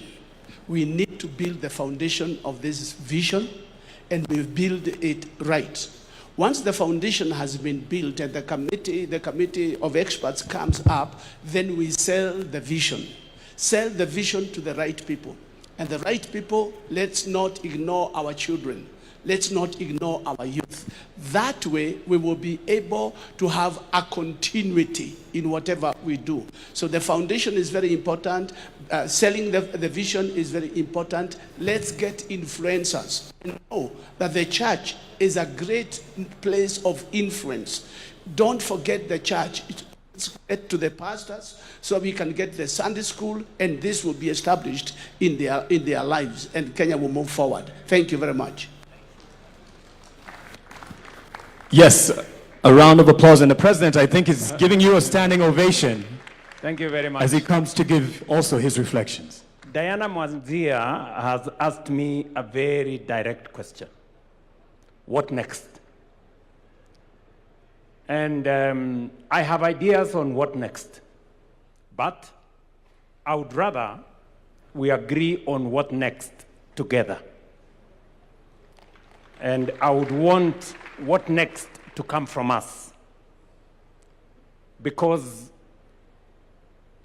having the benefit of the office that I hold and being a Kenyan, I have some ideas. But I would rather that we all agree on what next. Let me say two things so that I can suggest, if I may. Listening to everybody who has had the privilege of the mic here, I am persuaded beyond reasonable doubt that we have what it takes to design the next future for Kenya. Listening to the young people here, listening to people from the private sector, listening to the tech community, listening to the civil society teams around this table, and all the other professionals, it is clear to me that we have what it takes to think about the future, that Kenya cannot afford to drift into the future. We have to have a plan for that future. I have listened to the young man, sorry, I don't remember his name, who talked about startups, and that is the next horizon. That is the place where we'll create more jobs. The tech space. And he has even suggested that there should be some compulsory learning around technology because that is how the future is going to look like. Maybe we may not go all the way to make it compulsory, but we provide sufficient incentives to make sure that there are more people in that space. And all the other suggestions that have been made around this forum. My suggestion is that, as I said earlier, this should not be a government project. Government should facilitate this conversation. Article 3 of the Constitution obligates each and every Kenyan individually to protect and defend the Constitution. We are discussing in this conversation how we are going to actualize some of our constitutional rights, whether it is access to health, whether it is, as has been said here very ably, whether it is access to education, the best quality education, whether it is how we are going to deliver on making sure there is no hunger, every Kenyan has something to eat, and not just something to eat. We have been told here nutrition is very good for our children. How do we make sure that that is available? All the way to every other constitutional right that has been provided for by our Constitution. How do we do that together? So my suggestion is that we put together a multi-sectoral team chosen by the different sectors. The religious sector can give us people, private sector can give us some people, knowledgeable. Civil society can suggest to us who they want. All the other sectors can suggest to us who they want in this team. Because learning from what we have done in the past, and I have been part of those processes, whether it is the constitution-making process or all the other processes, we've always done it together as Kenyans.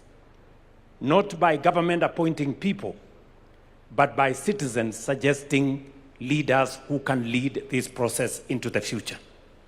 So my suggestion, and it is not, it's just a suggestion, is maybe we ask different sectors to suggest people who can lead this process into the future, people they trust, people they believe in, so that they can lead us in this process.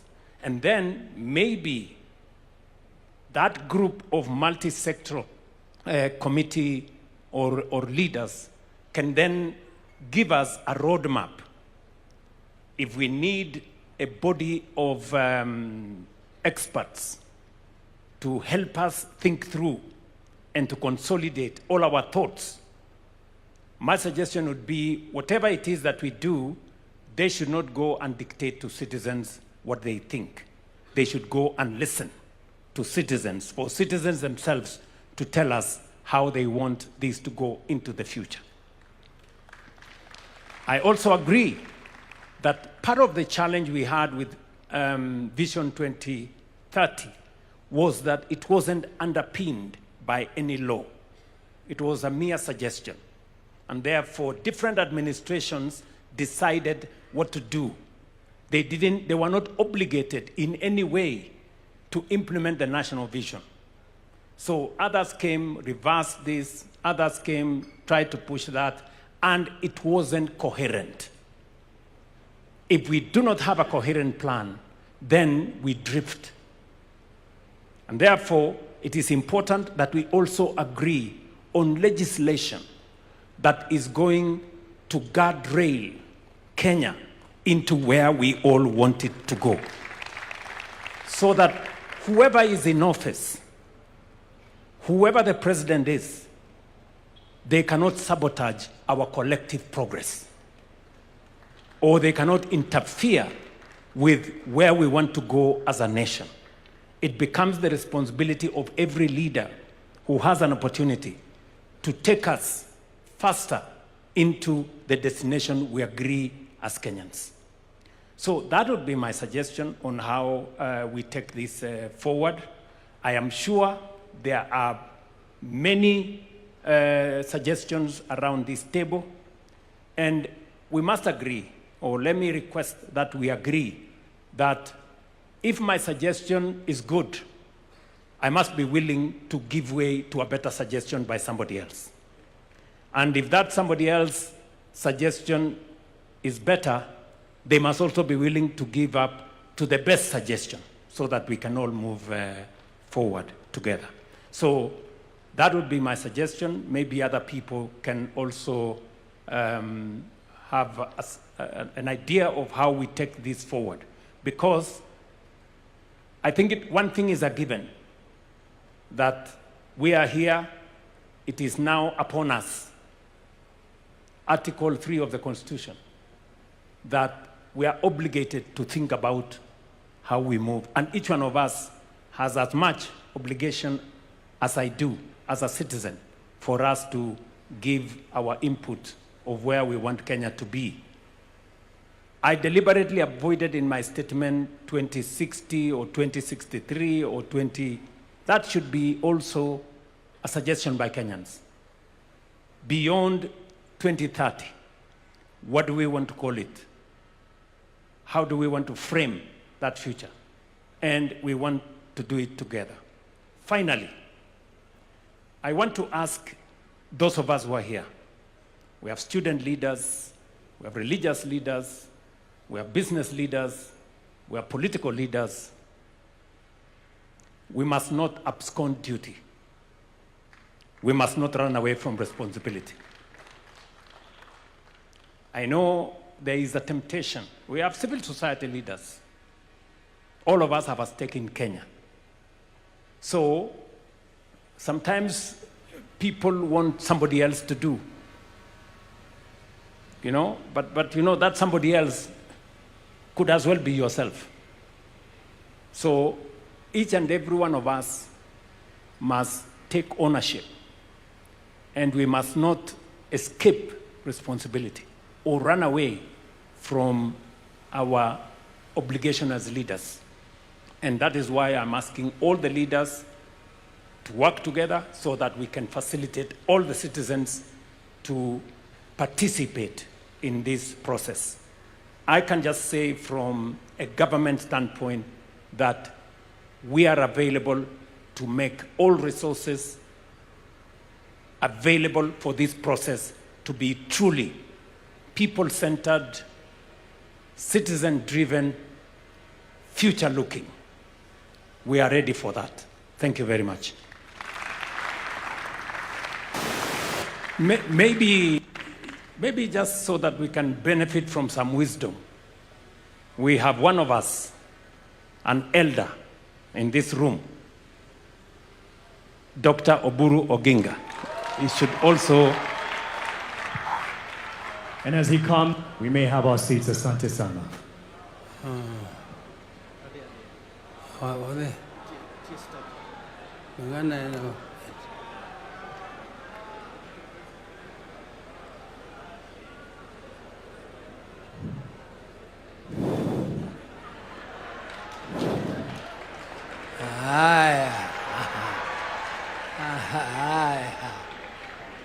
Haya.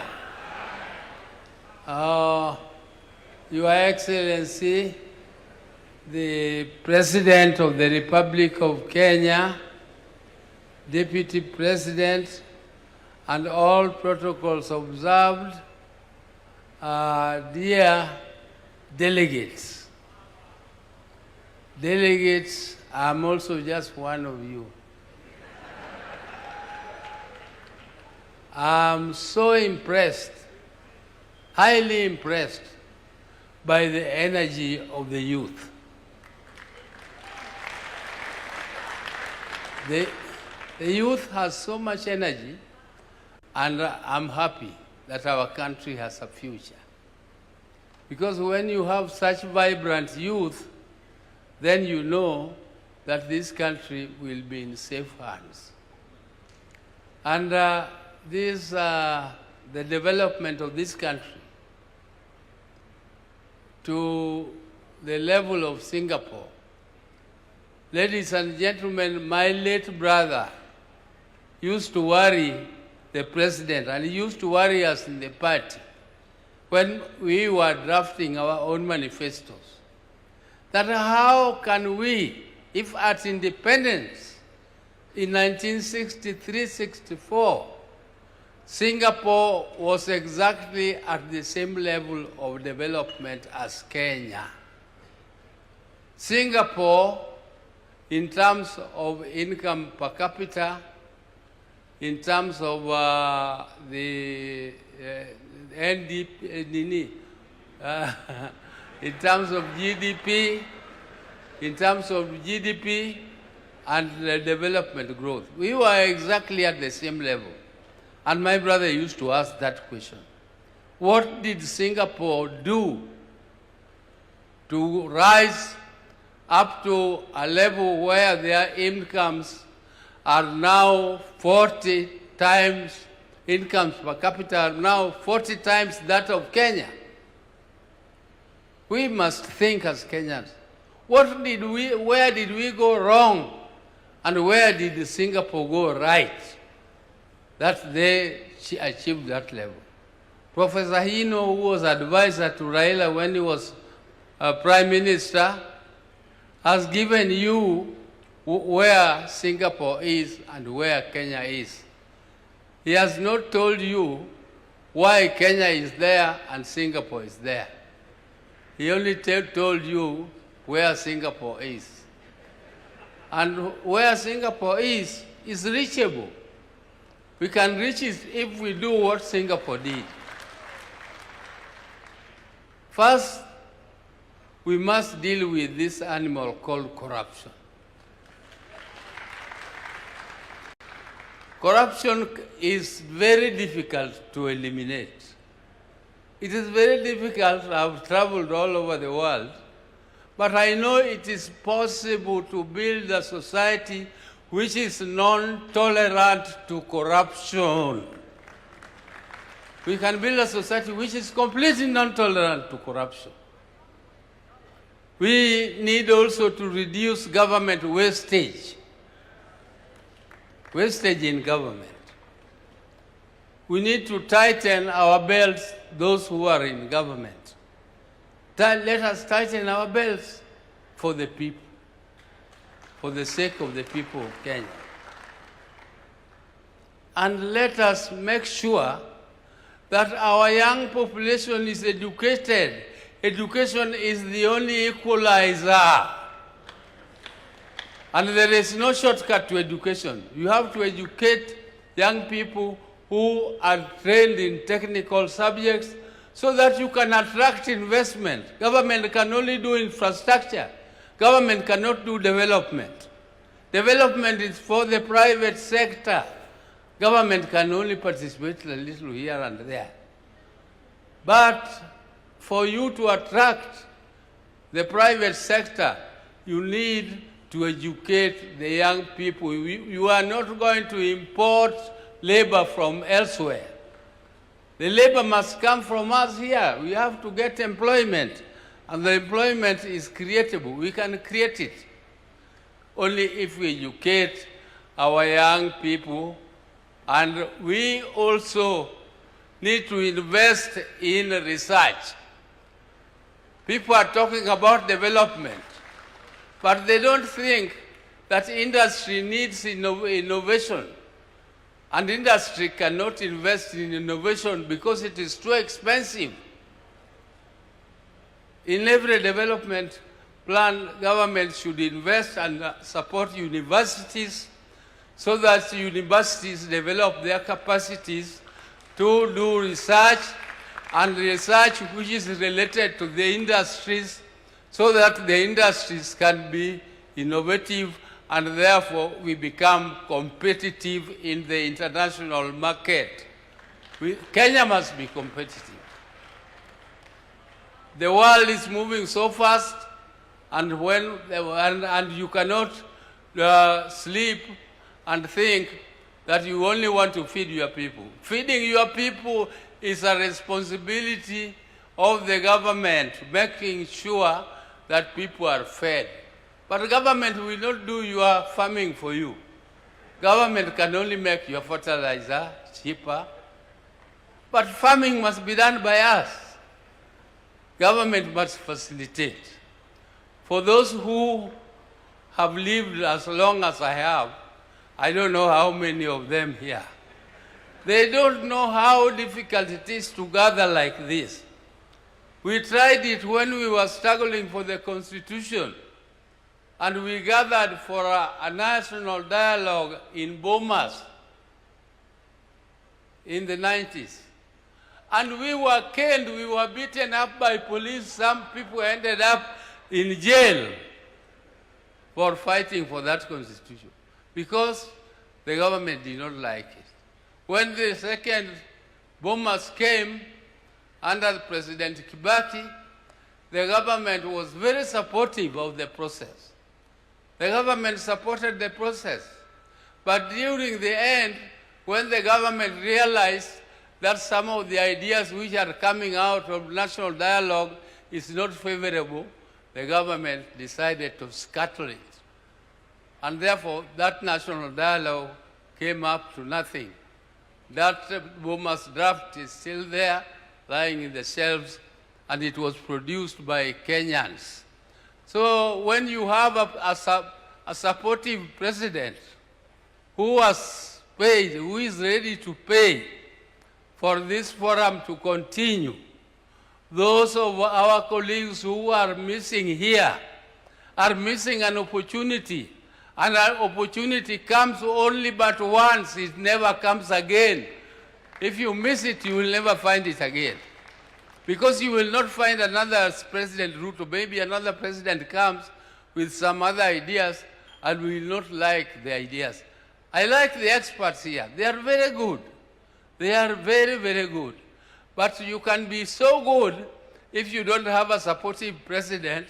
You can have good ideas, but they will lie in the shelves for good. So take this opportunity and make your ideas catapult into fruition, and let us make sure that this forum comes out with a good vision which will guide Kenya up to 2060. 2060. Some of us will not be there.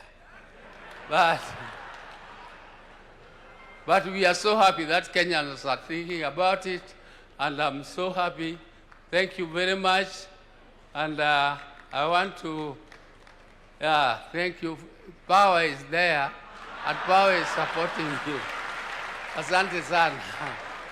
Thank Asante you. sana. Thank you very much. Thank you. Yeah. A round of applause for Powerman. Thank you very much, Mzee. Thank you very much.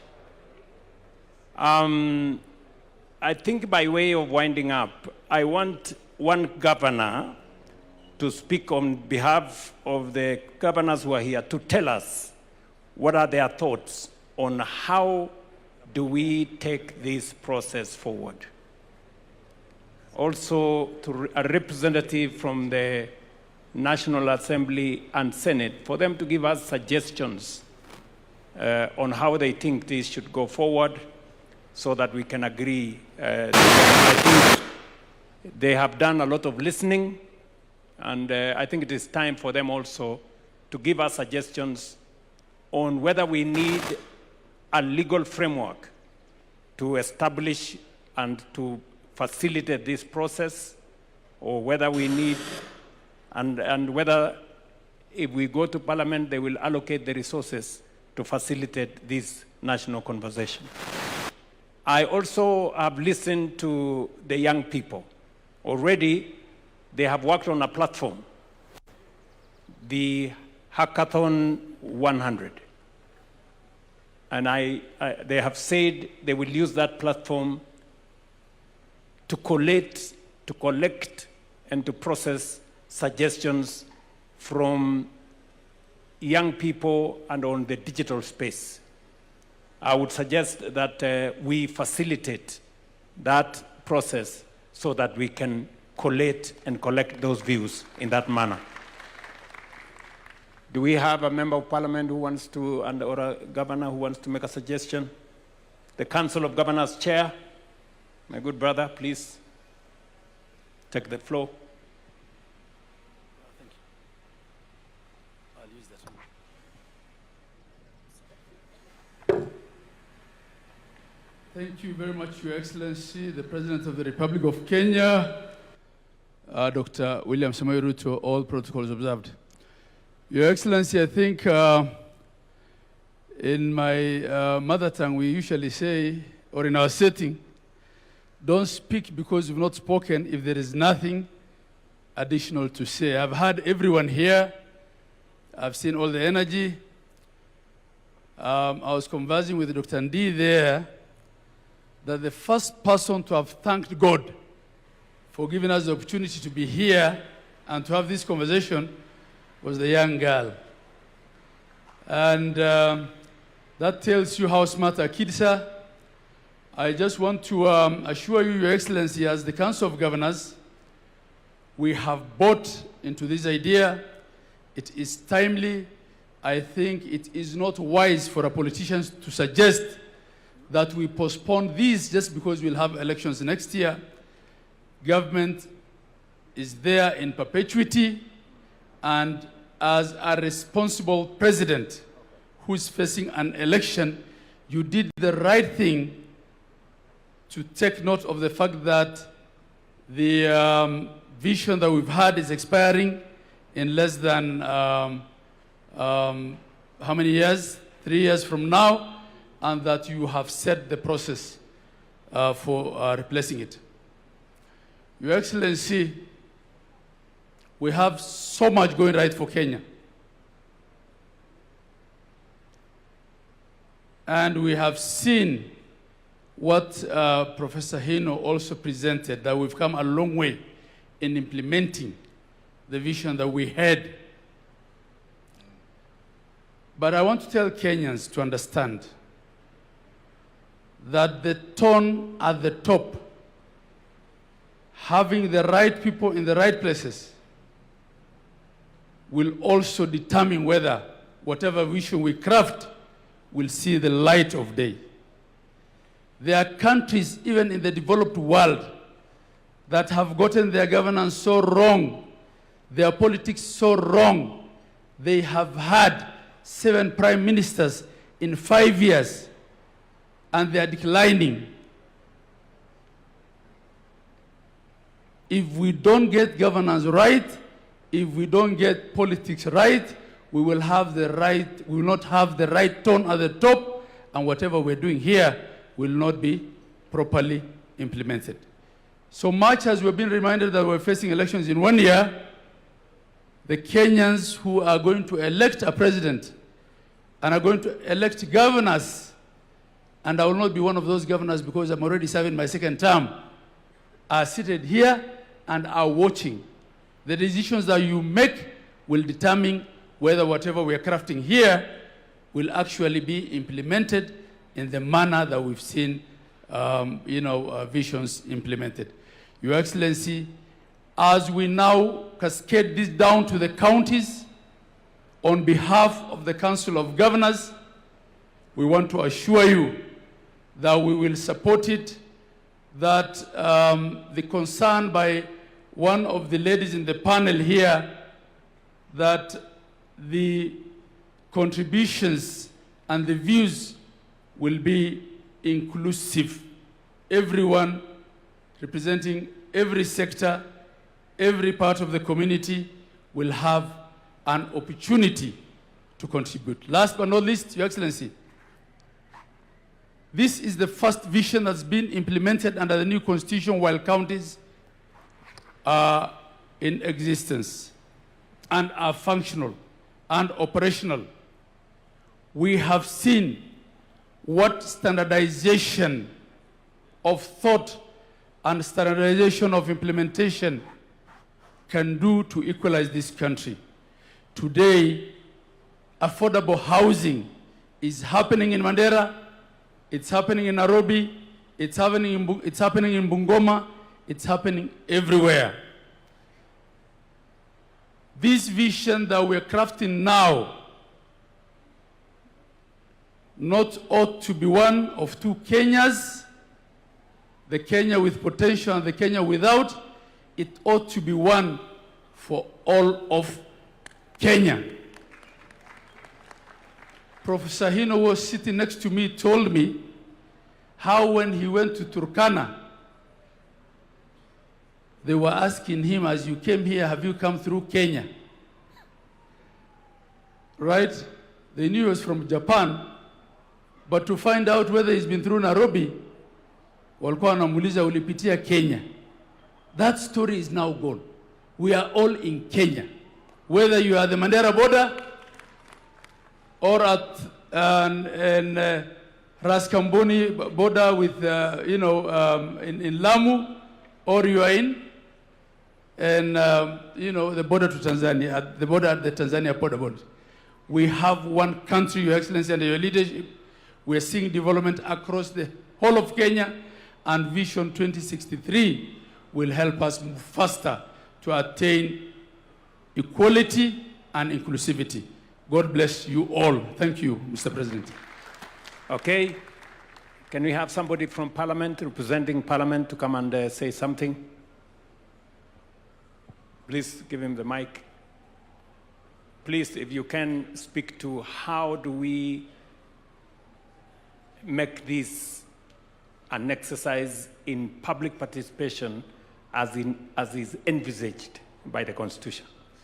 Thank you, Your Excellency. And Your Excellency, in fact, with the consent of the leader of majority in the Senate, he was telling me that actually what we are doing here today is what Parliament should be doing.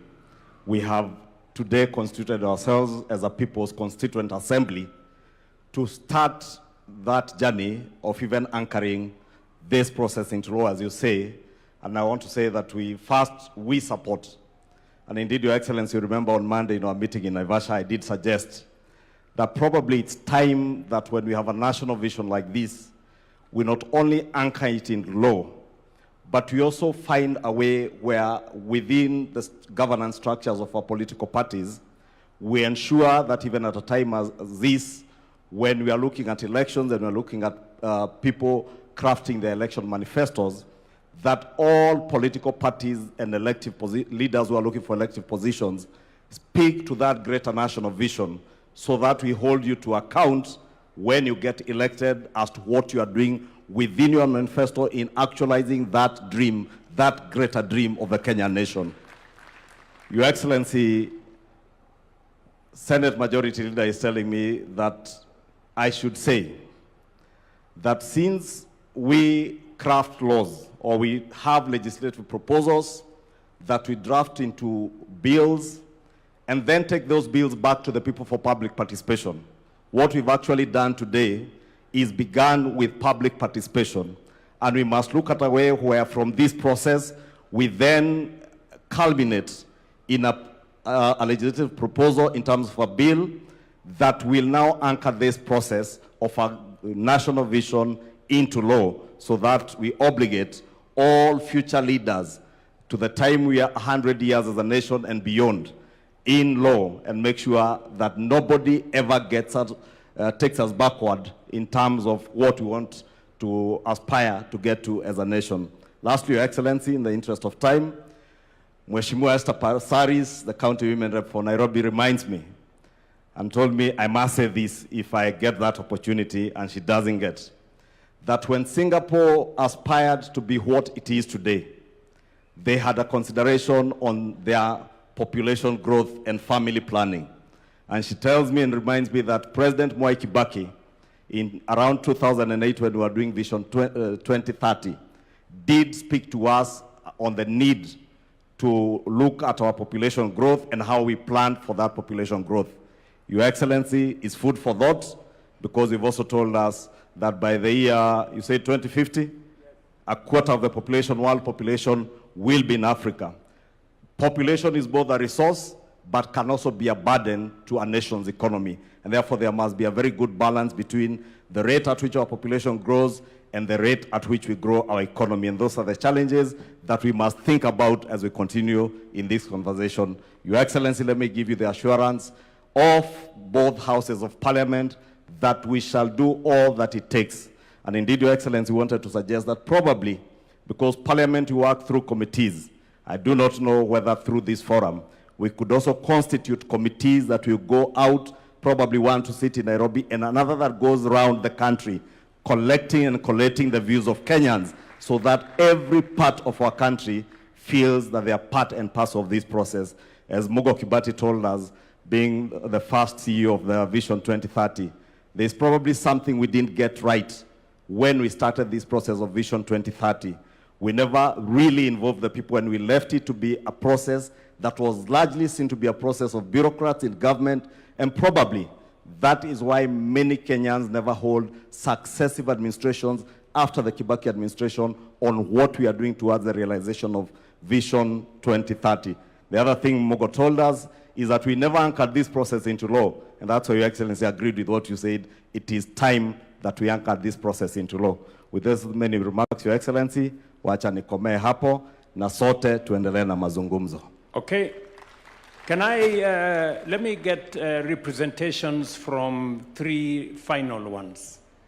A member of the civil society, what suggestion do you have for us in terms of taking this process forward? Do we set up a multi-sectoral committee? Do we set up a task force? Do we do it in law, or how do we do it? Can I have somebody from civil society to give us a suggestion? Daisy? Then maybe somebody from the religious community will give us their suggestion, and then finally get somebody from the private sector to give us their suggestion. Thank you, Your Excellency. I want to agree with those who have said that it needs to be anchored in law. For sure, the vision has to exist beyond any political formation, any political leader. And so we are happy to hear the majority leader say that Parliament will make the necessary legislation. But in terms of participation, I think having an initial multi-sectoral forum would do well, so that you are able to involve as many different sectors, because the gentleman here has asked me to insist and say that even minority communities must be included. We may talk about communities, but within those communities, we have other communities whose voices need to be heard. And so I think that to structure it, we do need to have a multi-sectoral engagement with the different players. Even when you talk about civil society, it is very wide. We have women's rights organizations, human rights defenders, and a host of them all. And so moving forward, I hope that we can have a framework that guarantees that every voice, at least representatives from the different voices, will be heard. Thank you. Thank you very much. Somebody from faith-based to give us suggestion on how they think this should go forward. Okay, we have a bishop there. Maybe you can let us know your name. My name is Kanga from the National Council of Churches of Kenya. And we have nothing to add or nothing to subtract. But as Nathan has said, we have an all-round task force to put everything together, and then we put in action. Simple. The vision is there. The vision is documented. The vision is be sold to people. The people have to buy it. We give it time, and then be accomplished before 2030 as we move on. It will be illogical to know that we have today and you don't think about tomorrow. You have tomorrow, you don't think about a day after tomorrow. If you do that, that's illogical. We have the vision, have an all-round task force to do the needful, collect information, sell it to the people, come back again, and then get running. Thank you. Thank you very much. Somebody from the private sector? Yes. Thank you very much, Your Excellency. I'm Dr. Ruto Eric, the President of the Kenya National Chambers of Commerce and Industry. We're very happy with this vision because, Your Excellency, if you look at Vision 2030, on the political wing, I think we scored 100%, if not beyond. In terms of the social aspects, we most likely score 80%. But when it comes to the economic side, Your Excellency, I think that is where we are not doing very well. That for us in the private sector, when you tell us that we want to go to Singapore, I was seated there and I was thinking, I should be very proud as a Singaporean that Kenya today is at standstill and we want to go to Singapore. Us in the private sector, when you tell us that our turnover should increase 40, 50 times. We want to do business where there is wealth. And Your Excellency, we are 100% in support as the Kenya National Chambers of Commerce that we represent all sizes of businesses from across the country, as far as Mandera, as far as Lamu. I was there 2 weeks ago, that we welcome your idea that this become a citizen-driven and multi-stakeholder-driven, and with the private sector, we want to assure Kenyans and Your Excellency that we will be in support and we will be in each and every village in this country so that we can collect their views and bring it here so that we can be able to see that Kenya. When you talk about 2063, as in the private sector, we are seeing that it is too far. Because when we wake up in the morning every day, we want to be wealthy. And that wealth that you want to create for us, we want to see it even if it's possible. We are impatient. We should see it in 2030. So that 2030 we can start another agenda of 2100. Thank you very much. Thank you. Today is the International Youth Day. And we have huge representation of young people in our midst. Can I get one young person to come to the stage? And there is a lady already there, yeah? Allow the lady in maroon to give us an idea as to how do we take this forward in your context.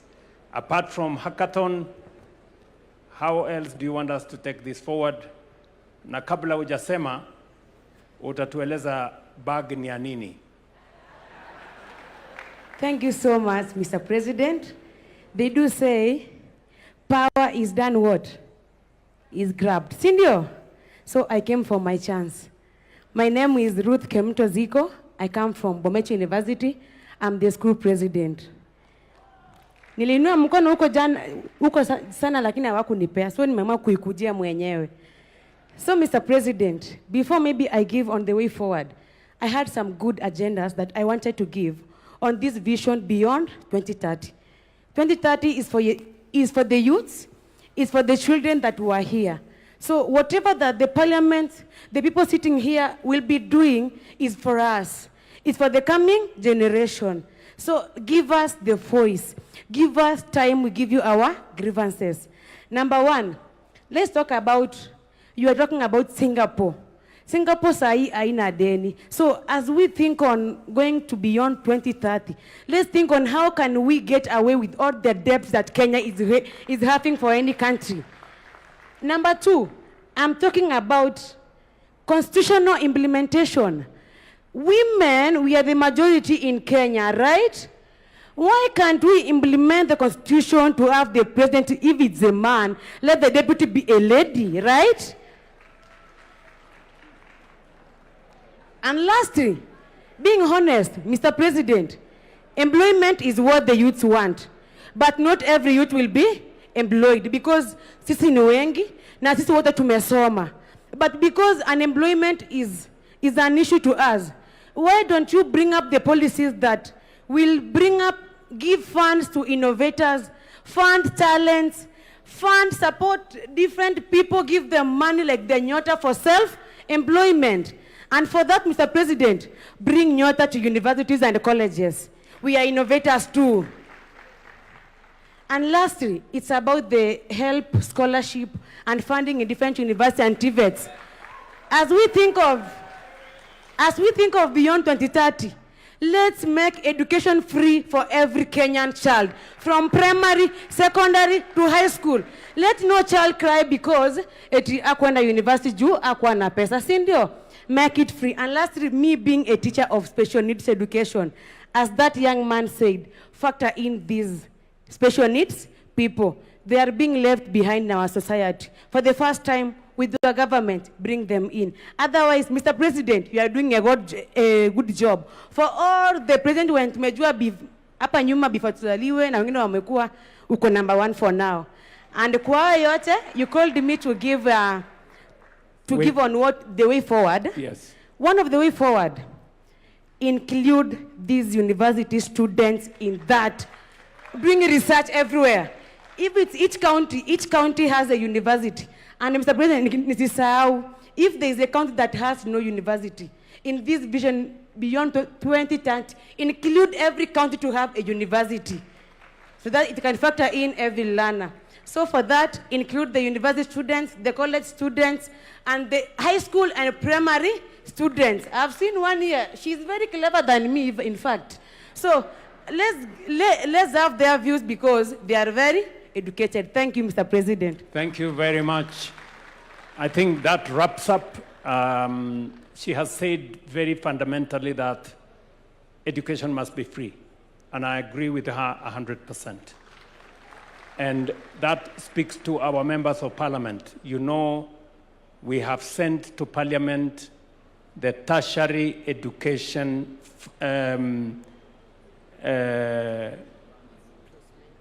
placement and funding bill. Tertiary education funding, placement and funding bill. We want that bill as soon as possible to get out of parliament so that we can implement a program that every child that is placed in a learning institution, in a TVET, in a Kenya Medical Training College, or in a university, all of them get funding for their education without exception. And that learning and education is not pegged on the ability of the parent. It is pegged on the intellectual capacity of every student. You do the course for which you are suited and you have applied for. And government of Kenya must make sure that funding is available. That is already in the works. And you have told us we should include young people, we should include universities in this process. and therefore I think we are set. Thank you very much. Hand it over to the people running the program. All right, and at this point I'd like to say, let us all just give a warm clap to ourselves, appreciating the fact that when history is written, your name will be written as one of those who sat through the process that changed the trajectory of this country. Another loud clap for yourselves, please.